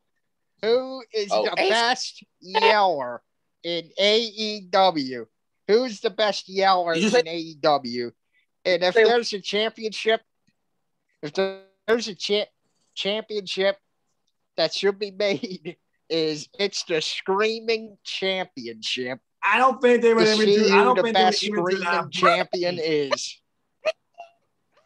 Look, I don't think they would even do that on BTE. Otherwise, Malachi Black's author of his theme would win that. Again, he literally sounds like he's killing himself while singing. All right, and that song's all about pain. But anyway, enough screaming. All right. Freaking Lufer. All right. Sorry, headphone users. We got off topic. Let's get back on topic. We only got, yeah. Good God Almighty. We all lost our minds. We all lost our minds. What else is new? We're ATW. But let's go ahead and talk about the main event of the show, where people are like, why the hell is this man eventing? I'll tell you why. Because it's Kenny, by God, Omega. Thank you. Defending the AEW Heavyweight Championship with Don Callis in his corner against Christian Cage. I don't give a damn what people said. These two delivered. Now, again, this is about the elite. This is about the leader of the elite. This is about the cleaner, the best bout machine. I don't need to speak. King, talk about this match and your star rating and what happened afterwards, too, in AEW. Oh, man. See me bouncing up and down right though. So see me bouncing up and down because yes, I do. I said Saturday that this was the weakest title match in AEW's history. And now? I did say, and now, Christian, you proved me wrong again. Goodness gracious. Think about it. This is a guy who, he did have his match with Kenny Omega on the first episode of Rampage. And yes, that one was a classic to close out Rampage. And then here they are doing it again. Then the main event, and everybody said, well, why is Christian and Kenny main eventing All Out? For one, it's going to be a classic match. And two, something big is about to happen when you have these two fight it out in the main event, and something big was about to happen after the match. I can't really give this one justice because of the fact that these two have good chemistry in the ring. It's basically smooth like butter. Smooth like butter as it can be with these two in the ring because of the fact that you have Kenny Omega, the best bout machine, the man who put up one of the best matches in professional wrestling history with one of his greatest rivals who I expect to see in AEW sometime soon in the form of the Rainmaker. But that I digress. These two put up a fantastic, phenomenal main event, and Kenny and Christian showed you why that these two can still go, and you can basically give the benefit of the doubt of that rematch, especially when he hit the freaking one-winged angel on top of the second top rope. Oh my God, I was like, whew, okay, this gotta be done. This has gotta be done. And then Christian trying to go multiple, and then the table was set up, and Kenny with that table, double foot stomp onto the table with Christian on it. I was like, holy crap. Haven't seen that since Okada. And Tomoyoshi. It was like a call. It was like a callback to that rivalry of Omega and Okada. Oh my God, good rivalry, but I digress. Yeah. And then Kenny ended it again with the one-winged angel, and Christian gave Kenny once again, gave him a run for his money, ran him to the limits in that match. And then when Kenny said, nobody can beat me if they was alive in another company, alive or they're dead. Lights went out. We waited a few seconds, and then here comes the boom played, and then the Titantron popped up, as you can see in this screen right here. Mr. Bay, WWE. Whoa.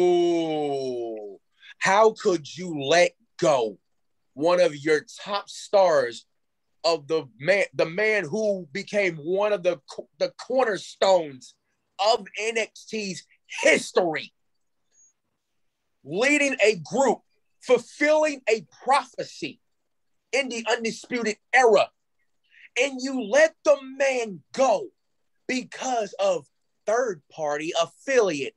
Really? That's a stupid way of going about it. And now you lost him. And that WWE's lost, AEW's gained. What Adam Cole is about to do is about to see, oh, pun intended, shock the system, but up it into another level to where I haven't seen him go to that level since his Ring of Honor and New Japan days. That's where I feel like with this Adam Cole rebirth of professional wrestling, because you've seen the man's happiness. You can look at it and exaggerate and feel his body language, and you can absolutely tell that he feels right at home.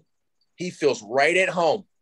And then after the Adam Cole promo, that he said that nobody can stop the Elite. We're the most untouchable faction in professional wrestling history. And then you hear the Flight of the Valkyries, and you hear the dun dun dun dun dun dun dun dun dun dun dun dun. Cassidy Haynes of BodySlam.net reported on this. He said that expect Bryan Danielson to appear in Chicago. I took it with a grain of salt because I never knew the guy as a reporter.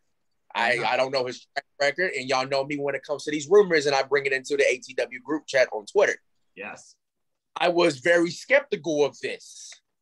But whenever I first heard that intro, I was like, I can't question this man's report, his track record anymore.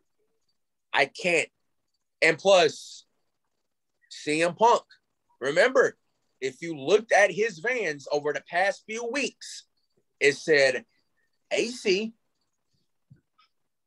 BD, and then BW. We already know AC. We already know BD. But the question is BW soon to be All Elite? And now, and from what I saw on Twitter, I saw an Adam Cole and a Bryan Danielson altercation backstage. And it gave me SmackDown November 2019, in which I still consider it to be the greatest SmackDown episode of this modern era of wrestling. Just take what Triple H does in NXT back then and then implement on the main roster. It works every time, but now the NXT's local is dead. But if we get Adam Cole and Bryan Danielson in AEW, I expect it to top their previous encounter on SmackDown. Now that they don't have to deal with the WWE style of wrestling, and you let these two men off the leash, off the chain, I expect it to be an instant classic. No pun intended, Christian. No pun intended. But now that's what brings me to what I said earlier to start off the video. Tony Khan knows what we fans want. He listens to the fans. He listens to us. This is a promoter who cares about us fans, who knows what we want, and he knows what we want. He has pulled off, basically, let me pull it up on my phone. I don't know if it'll fit throughout my screen, but hopefully it does. I think I'm gonna put a picture that Eric Brown put up regarding everybody that's coming to AEW. It can only fit about that much, but he has pulled off these acquisitions right here. Probably Ruby not pictured or anything like that, but oh my goodness. Tony Khan is the wrestling promoter of 2021, and who's Vince McMahon again? There it is. There's a picture I was looking for. You're welcome. He's basically got, like, he knows what a promoter should do, and basically he knows what he's doing with that company. All I got to say to Tony Khan is this. Thank you, Tony. Thank you for listening to us fans. Thank you for giving us feedback. And you, sir, continue to give us more, because we are loving this right now. We're about to basically experience the fallout from All Out. on Wednesday, and I cannot wait to see what's in store. Thank you, Tony Khan. Thank you so much for listening to us, fans, and we appreciate you for that. Hell of a testimony, King. But I gotta ask you, what do you give Christian Cage versus Kenny Omega that at first you had doubts for? What's your star rating? It's a close 5, but I give it a 4.75. All right. The Neo Reality Entertainment star rating system gave it a solid 5 stars. I think you gave the match pretty damn good justice. And literally, again, Christian Cage, he hit the kill switch, nearly pinned the man. He hit him with not one, but 2 spears, one to the back, one to the front, went for the spark splash, landed on knees. Omega unleashed V-triggers and Snapdragons galore. But like you said, with Don Callis' distraction and Carl Anderson trying to get involved too, and almost had a repeat of the first ever Rampage that screwed Kenny Omega again too. It did not happen here, as again, this time he finally hit it, but he made sure it was emphatic. Off the second rope, Avalanche, One Wing Angel, put away the man that was out to outwork everyone for the 3 count. Right. Kenny Omega retained. Sure. Again, when it comes to Kenny Omega, you never should expect anything less than the classic, especially with him defending a freaking championship. And this is why AEW put forth their championship in the main event. And of course, like you said, the aftermatch was further discussed too, because I got cliff notes regarding everything Bryan Danielson and Adam Cole, baby, said, as well as Ruby Soho, regarding their future, why they chose AEW, and what it felt like coming out there too. And for those that watch BTE, you certainly got an idea how Adam Cole felt about this too, and who confronted him backstage. Yeah.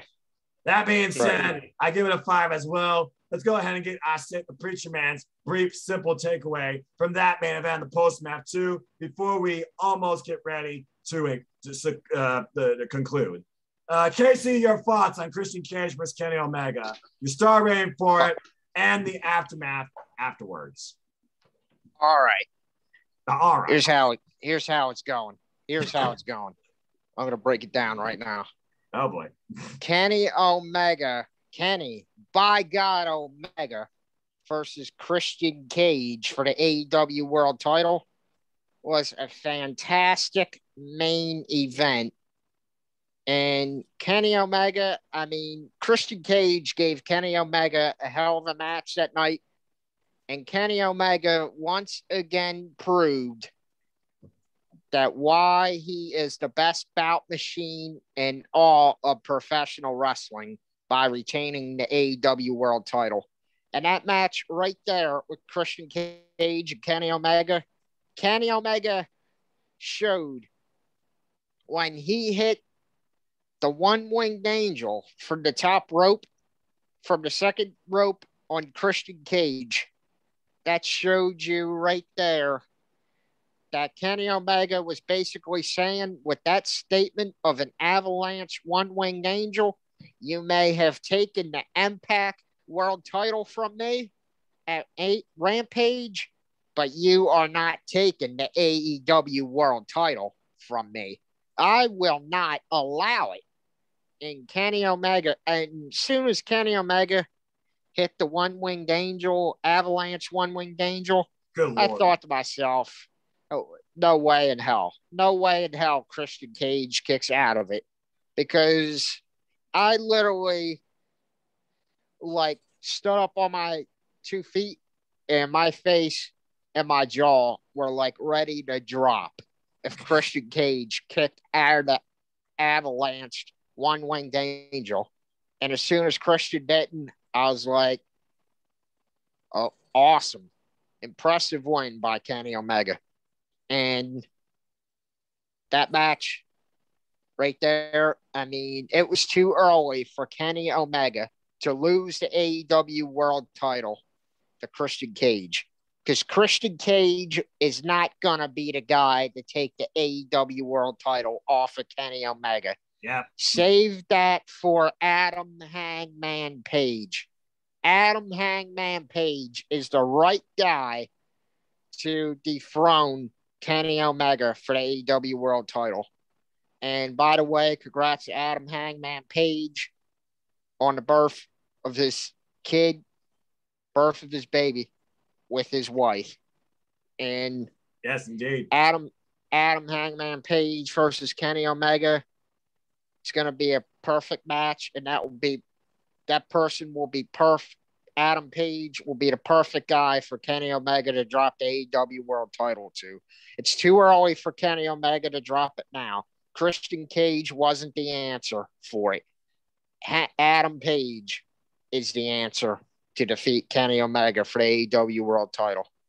And aftermath, when the Elite were in the ring, and they were saying, and Kenny Omega saying, not a man alive can beat me. Not anybody dead or walking the face of this earth can defeat me. And when those lights cut out, right, I thought, whoa, what is this? What is this? Next thing you know, when I heard, it's all about the boom, and Adam Cole appeared on that entrance stage, baby, I thought to myself, game over. Oh, yeah. Oh, yeah. Tony Khan has struck gold again when Adam Cole got signed to AEW. And let me tell you something. Thank God Adam Cole's with AEW, because WWE is where they fucked up, right? By not allowing Adam Cole to keep his Twitch channel. And I also heard a report of them offering him to be a damn manager. What? Who in the hell wants Adam Cole to be a damn manager with the WWE? Adam Cole is too much of a great wrestler in the ring to be a damn manager. WWE, you fucked up big time in that. And I'm sorry. Adam Cole is a professional wrestler at that. He is not no damn manager for anybody, and he won't be, because Adam Cole is a professional wrestler, and Adam Cole will thrive in AEW. And at the end of the day, I respect Adam Cole for what he did 100%, because Adam Cole seen right through the bullshit that WWE was going to do with him, and he wasn't falling for the bullshit. Adam Cole made the right call and signed with AEW, and you could tell it. You could tell on his face that Adam Cole felt he was at home with AEW, and that is how happy he looked, because he knew right there that AEW was the company for him, because Adam Cole will thrive in AEW, and that is great to see. And with the next thing, Adam Cole and the Elite were all talking shit in the ring, and then a certain familiar faces entrance theme played. And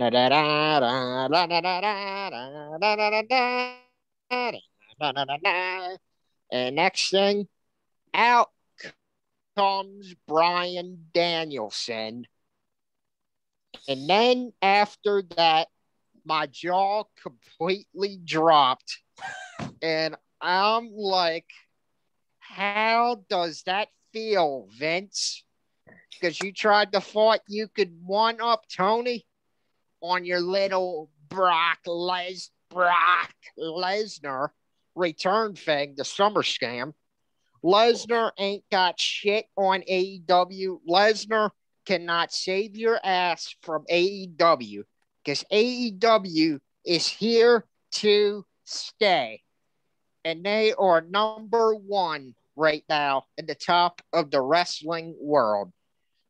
Tony Khan has officially became the new king and new number one promoter of professional wrestling, because right now AEW is a machine that you cannot kill, that you cannot stop, that you cannot destroy.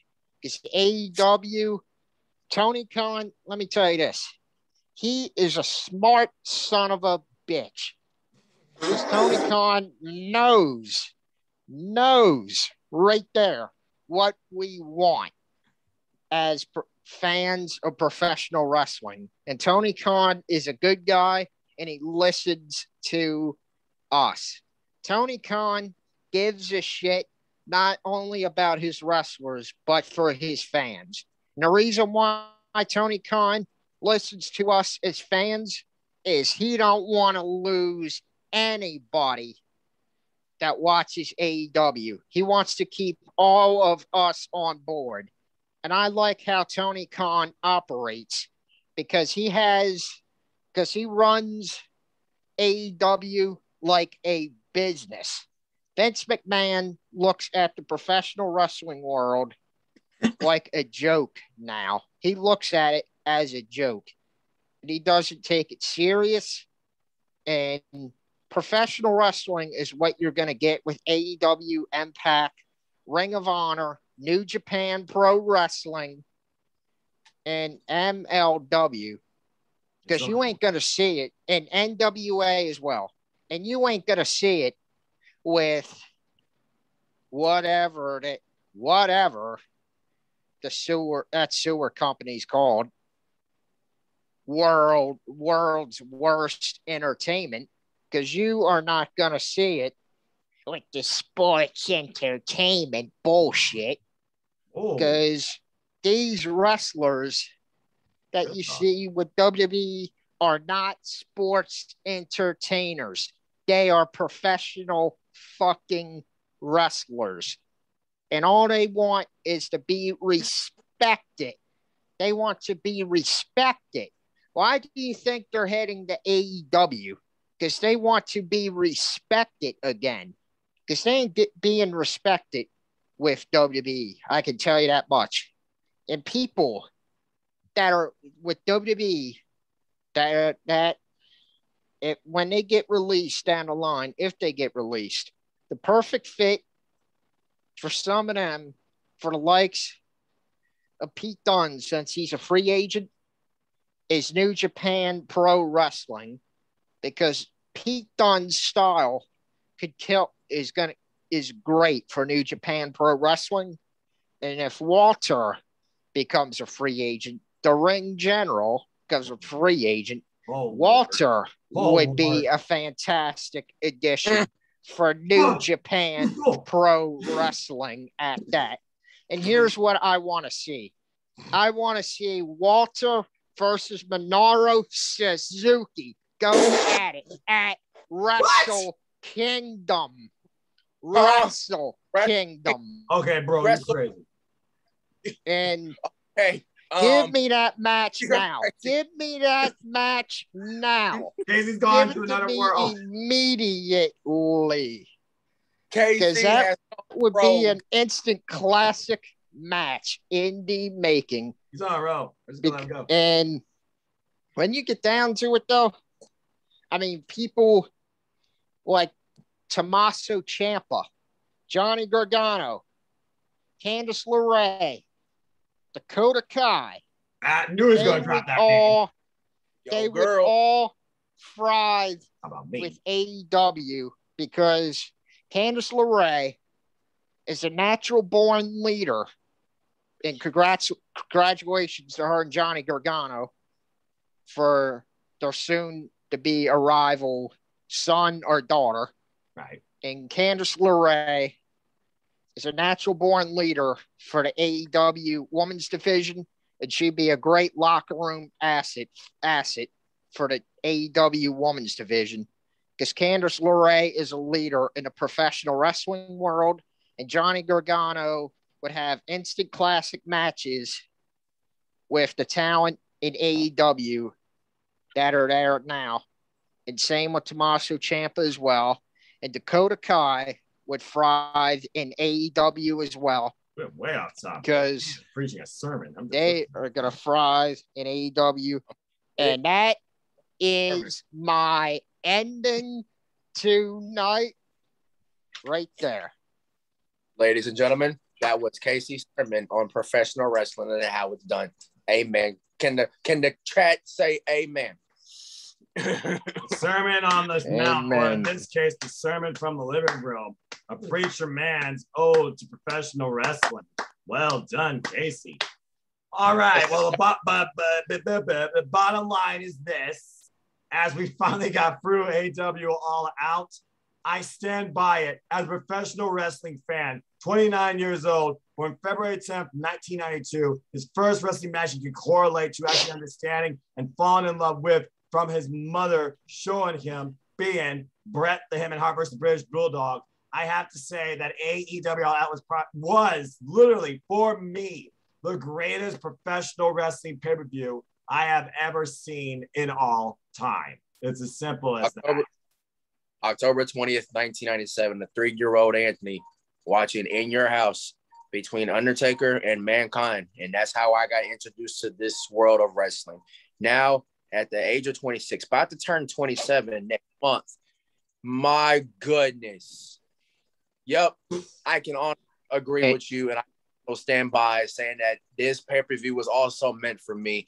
And that I'm still feeling a wrestling hangover of this, because I have been having the biggest smile on my face ever since last night. And AEW proved why, that when you watch their product, it brings a smile to your face. Simple. And one thing I gotta say about this AEW pay-per-view, go for it, is August 5th, 1996. I watched professional wrestling in 2000 at the start of Stone Cold Steve Austin and The Rock. And I seen Austin and The Rock 3 times at WrestleMania go right at it.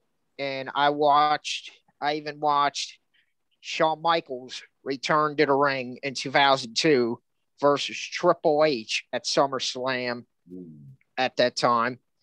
And what got me into professional wrestling was the Triple H Shawn Michaels feud alone in professional wrestling, because their feud was beyond epic in the world of professional wrestling. And those two guys literally beat the hell out of each other in 3 stages of hell match at Armageddon 2002, where both of them were bloodied as hell.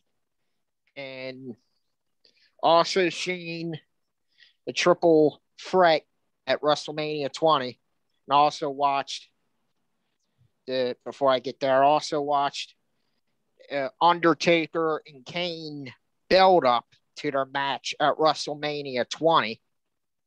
And the build up to Undertaker's return as the Dead Man at WrestleMania 20 was beyond epic of an entrance. And Paul Bearer, God rest his soul, and Paul Bearer got saying, "Oh yes," and I remember that like yesterday as a kid in 2004. And same with the triple threat match for the world heavyweight title between Triple H, Shawn Michaels, and I'm going to say one name that is not there not to be said in the wrestling world, Chris Benoit. That match, I mean, Benoit's a forbidden name. I mean, don't get me wrong. I do not respect what Benoit did in 2007. I don't respect that at all. I thought that was awful. I think that is horrible. And one thing about that is Benoit should not be mentioned in the wrestling world. And again, and I'm sorry, I'm truly sorry I brought that up. It's all good, but that's what I remember from. Yeah. But I remember that triple threat match from 2004. And I'm sorry I brought up Chris's name. I truly okay, am. man. You're giving a testimony to why you are a professional wrestling fan, what got you in the first place. We were lapsed, once blind, but now we see. There's a renewed passion, spirit, inspiration in professional wrestling, and it's through AEW. With that being said, I'm going to just close with this, give you all some clip notes based on what I heard from the post-media scrum in case y'all didn't hear anything or didn't hear all of it. So Ruby Soho, she is beyond ecstatic. She wanted to be a part of this company because of the youthful exuberance to be able to be herself. She's never had an opportunity before. She's going to burn or she's going to thrive all on her own. And she really wants to see, can she hold up with this roster and elevate it moving forward? She absolutely loves the atmosphere here and can't wait to see what she can do in AEW. By the way, I fucking love this Beetlejuice suit outfit she's got going on. Not gonna lie. Oh, same here. Same here. Fits so Ruby Soho absolutely perfect. The freaking runaway, Destination All Elite, an incredible addition to this ever-growing roster of professional wrestlers who love and want to show you and bring professional wrestling. Adam Cole, baby. He literally came to this literally off the fact that he could be part of his Twitch. He loves the fact that he can still thrive and connect with this community based off his love for video games. It was one of the brightest things he ever pursued during the pandemic era that helped him move forward. He doesn't hold any resentment towards his previous employer. He appreciates everything that he was able to do there. And yeah, Vince might demand respect. He could be a bit of a person that could be, you know, intimidating, but he thinks the talks, again, they went great, but he wanted to be here because, again, he looks at all these people. He looks at Jungle Boy, which we saw him kick him in the head. He wants to wrestle him. He wants to wrestle the likes of Darby Allin.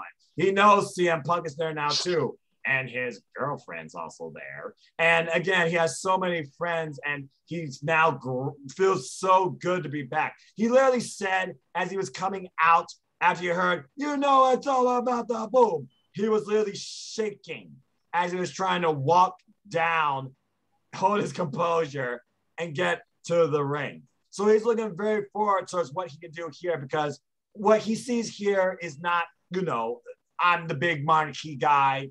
What he sees here is renewed opportunity to see what he can do with an incredible roster. So that's just some of the stuff that you can take from what Adam Cole, baby, pushed and motivated him to come to AEW. And he said, again, talking to Tony Khan, he can talk to Tony Khan about anything wrestling. And he loves that because at the end of the day, he's been at this, 16 years? His mom's been sorbing his whole life. I mean, respect. Literally, he wants to come here and be a professional wrestler and wrestle, including against the likes of, well, you said the name, Bryan Danielson, who literally gave a post AEW All Out address and simply said, I came here to fucking wrestle, to be a professional wrestler, but not to necessarily show everybody I'm still the best. I want to see what everyone here is made of. Is Kenny Omega truly the best? How good is CM Punk? And all these other phenomenal talents in this incredible locker room. He came here because he wants to be a professional wrestler, and he feels that Vince might be a little bit overprotective at times. Because again, he left on that company off no bad morale. And he's been thinking about this for a long time. But things about being a professional wrestler with the freedom to take those risks and be what he wants to be truly in that ring across positive companies like we mentioned. We have been name dropping names from Impact Wrestling and NJPW for friggin' Bryan Danielson in the face, including Minoru Suzuki. Just saying. And of course, we saw that subtle walk-by confrontation with, I saw your face, King, with Bryan Danielson and Adam Cole, keeping it professional. Guy. Thank you. I think that match is imminent and waiting to happen. But another driving force that gave him the real motivation to go here and clarity, I might add, to come here was the way that the roster handled Brody Lee and his passing, and just they threw away the script. They went off normal routine and dedicated a show to a professional wrestler's well-being. Even beyond his passing. It was these motivating factors, these outlooks of this professional wrestling locker room, this thriving, growing, wild, unpredictable, exciting professional wrestling community that pushed all three of these incredible pro wrestlers to now be a part of All Elite Wrestling. And now the sky is absolutely the limit for all three of these incredible pro wrestlers.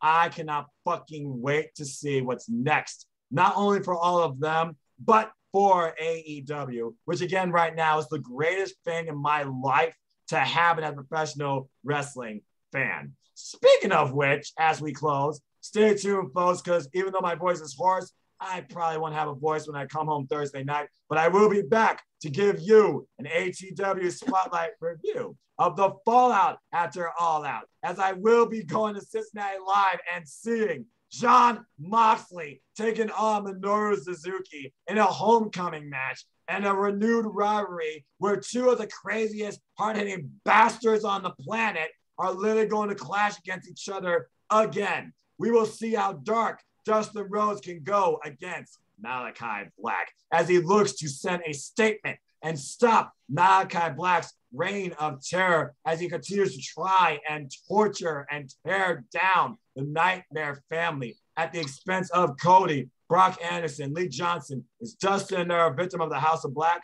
We will see soon enough, but you pushed the natural too far. Now you have to face him. But will the Boltman's toll be paid? As Tommy Edge so alluded to, as that mark on his face continues to grow too. Very interesting. And of course, we will also hear from Ruby Soho, who won the Casino Battle Royal, will make her first Dynamite appearance. What will see Shay ahead of her match imminently coming against Dr. Baker DMD for the Women's World Championship? We will have to wait and see. This and so much more awaits us in AEW just this week alone as we continue the fallout after All Out and this ever-growing professional wrestling evolution that is happening before our eyes. I cannot wait to see what's next. With that being said, gentlemen, we've gone a long time. It's been a hell of a ride and talk. Is there any closing statements, thoughts, regards, questions, fantasies, or expectations you have just this week alone in professional wrestling, AEW or beyond? I got two breaking news, and it's coming from AEW Dark tomorrow night if you guys plan on watching. I know we three will. Damn right. But this is coming from AEW themselves, if I can find it. And AEW tweeted, even though y'all can't see my face as I'm reading this. Go for it. The divide members of the Dark Order continues to grow. Earlier tonight on AEW Dark Elevation, 5 questioned Uno's leadership and challenged him to a match. Uno reluctantly accepted. And they will go one-on-one tomorrow night, folks, on AEW Dark, 7 Eastern, 6 Central Standard Time. Now, the second one, this was talked about on Dark Elevation, if you watched, between Diamante and Big Swole. Yeah. Now we confirmed it is going to be a 3 strikes match between both of these wonderful ladies. The first fall will be a pinfall. The second fall will be a submission. The third fall, as I come back on screen, I'll tell you, a knockout. Oh, shit. They made it official. Oh, man. Oh, I love it. Diamante and Big Swole are about to tear into each other. Again, Diamante, how has she not signed yet to All Elite Wrestling? How is so many up-and-coming bright professional wrestlers not part of this company? That's Tony Khan alluded to. Not everybody can be signed to AEW. I know there's many people that the fans want to see part of AEW, and I'm happy to give them the opportunity to show what they can bring. And I hope I can maybe do that one day. But again, I can't sign everybody to AEW either. I look at those that I think will thrive, and I look at those that I know will thrive, and I try and bring them forward to AEW. As Tony Khan alluded to, again, he wants to give professional wrestling fans, professional wrestlers that do professional wrestling, because professional wrestling fans want to watch professional wrestling, end quote. Again, you could say belt, you could say hospital. There's no restriction here towards you being a professional wrestler. All you got to do is truly be the best professional wrestler you can be in the name of bringing forward the industry and this company. And that goes to the strength and the environment of the AEW locker room. I cannot wait for both of those, and I will, of course, be watching that when I get home tomorrow night, 7 p.m. Eastern Standard Time, because I have to work. But King, great breaking news. Is there anything else on your mind before we conclude?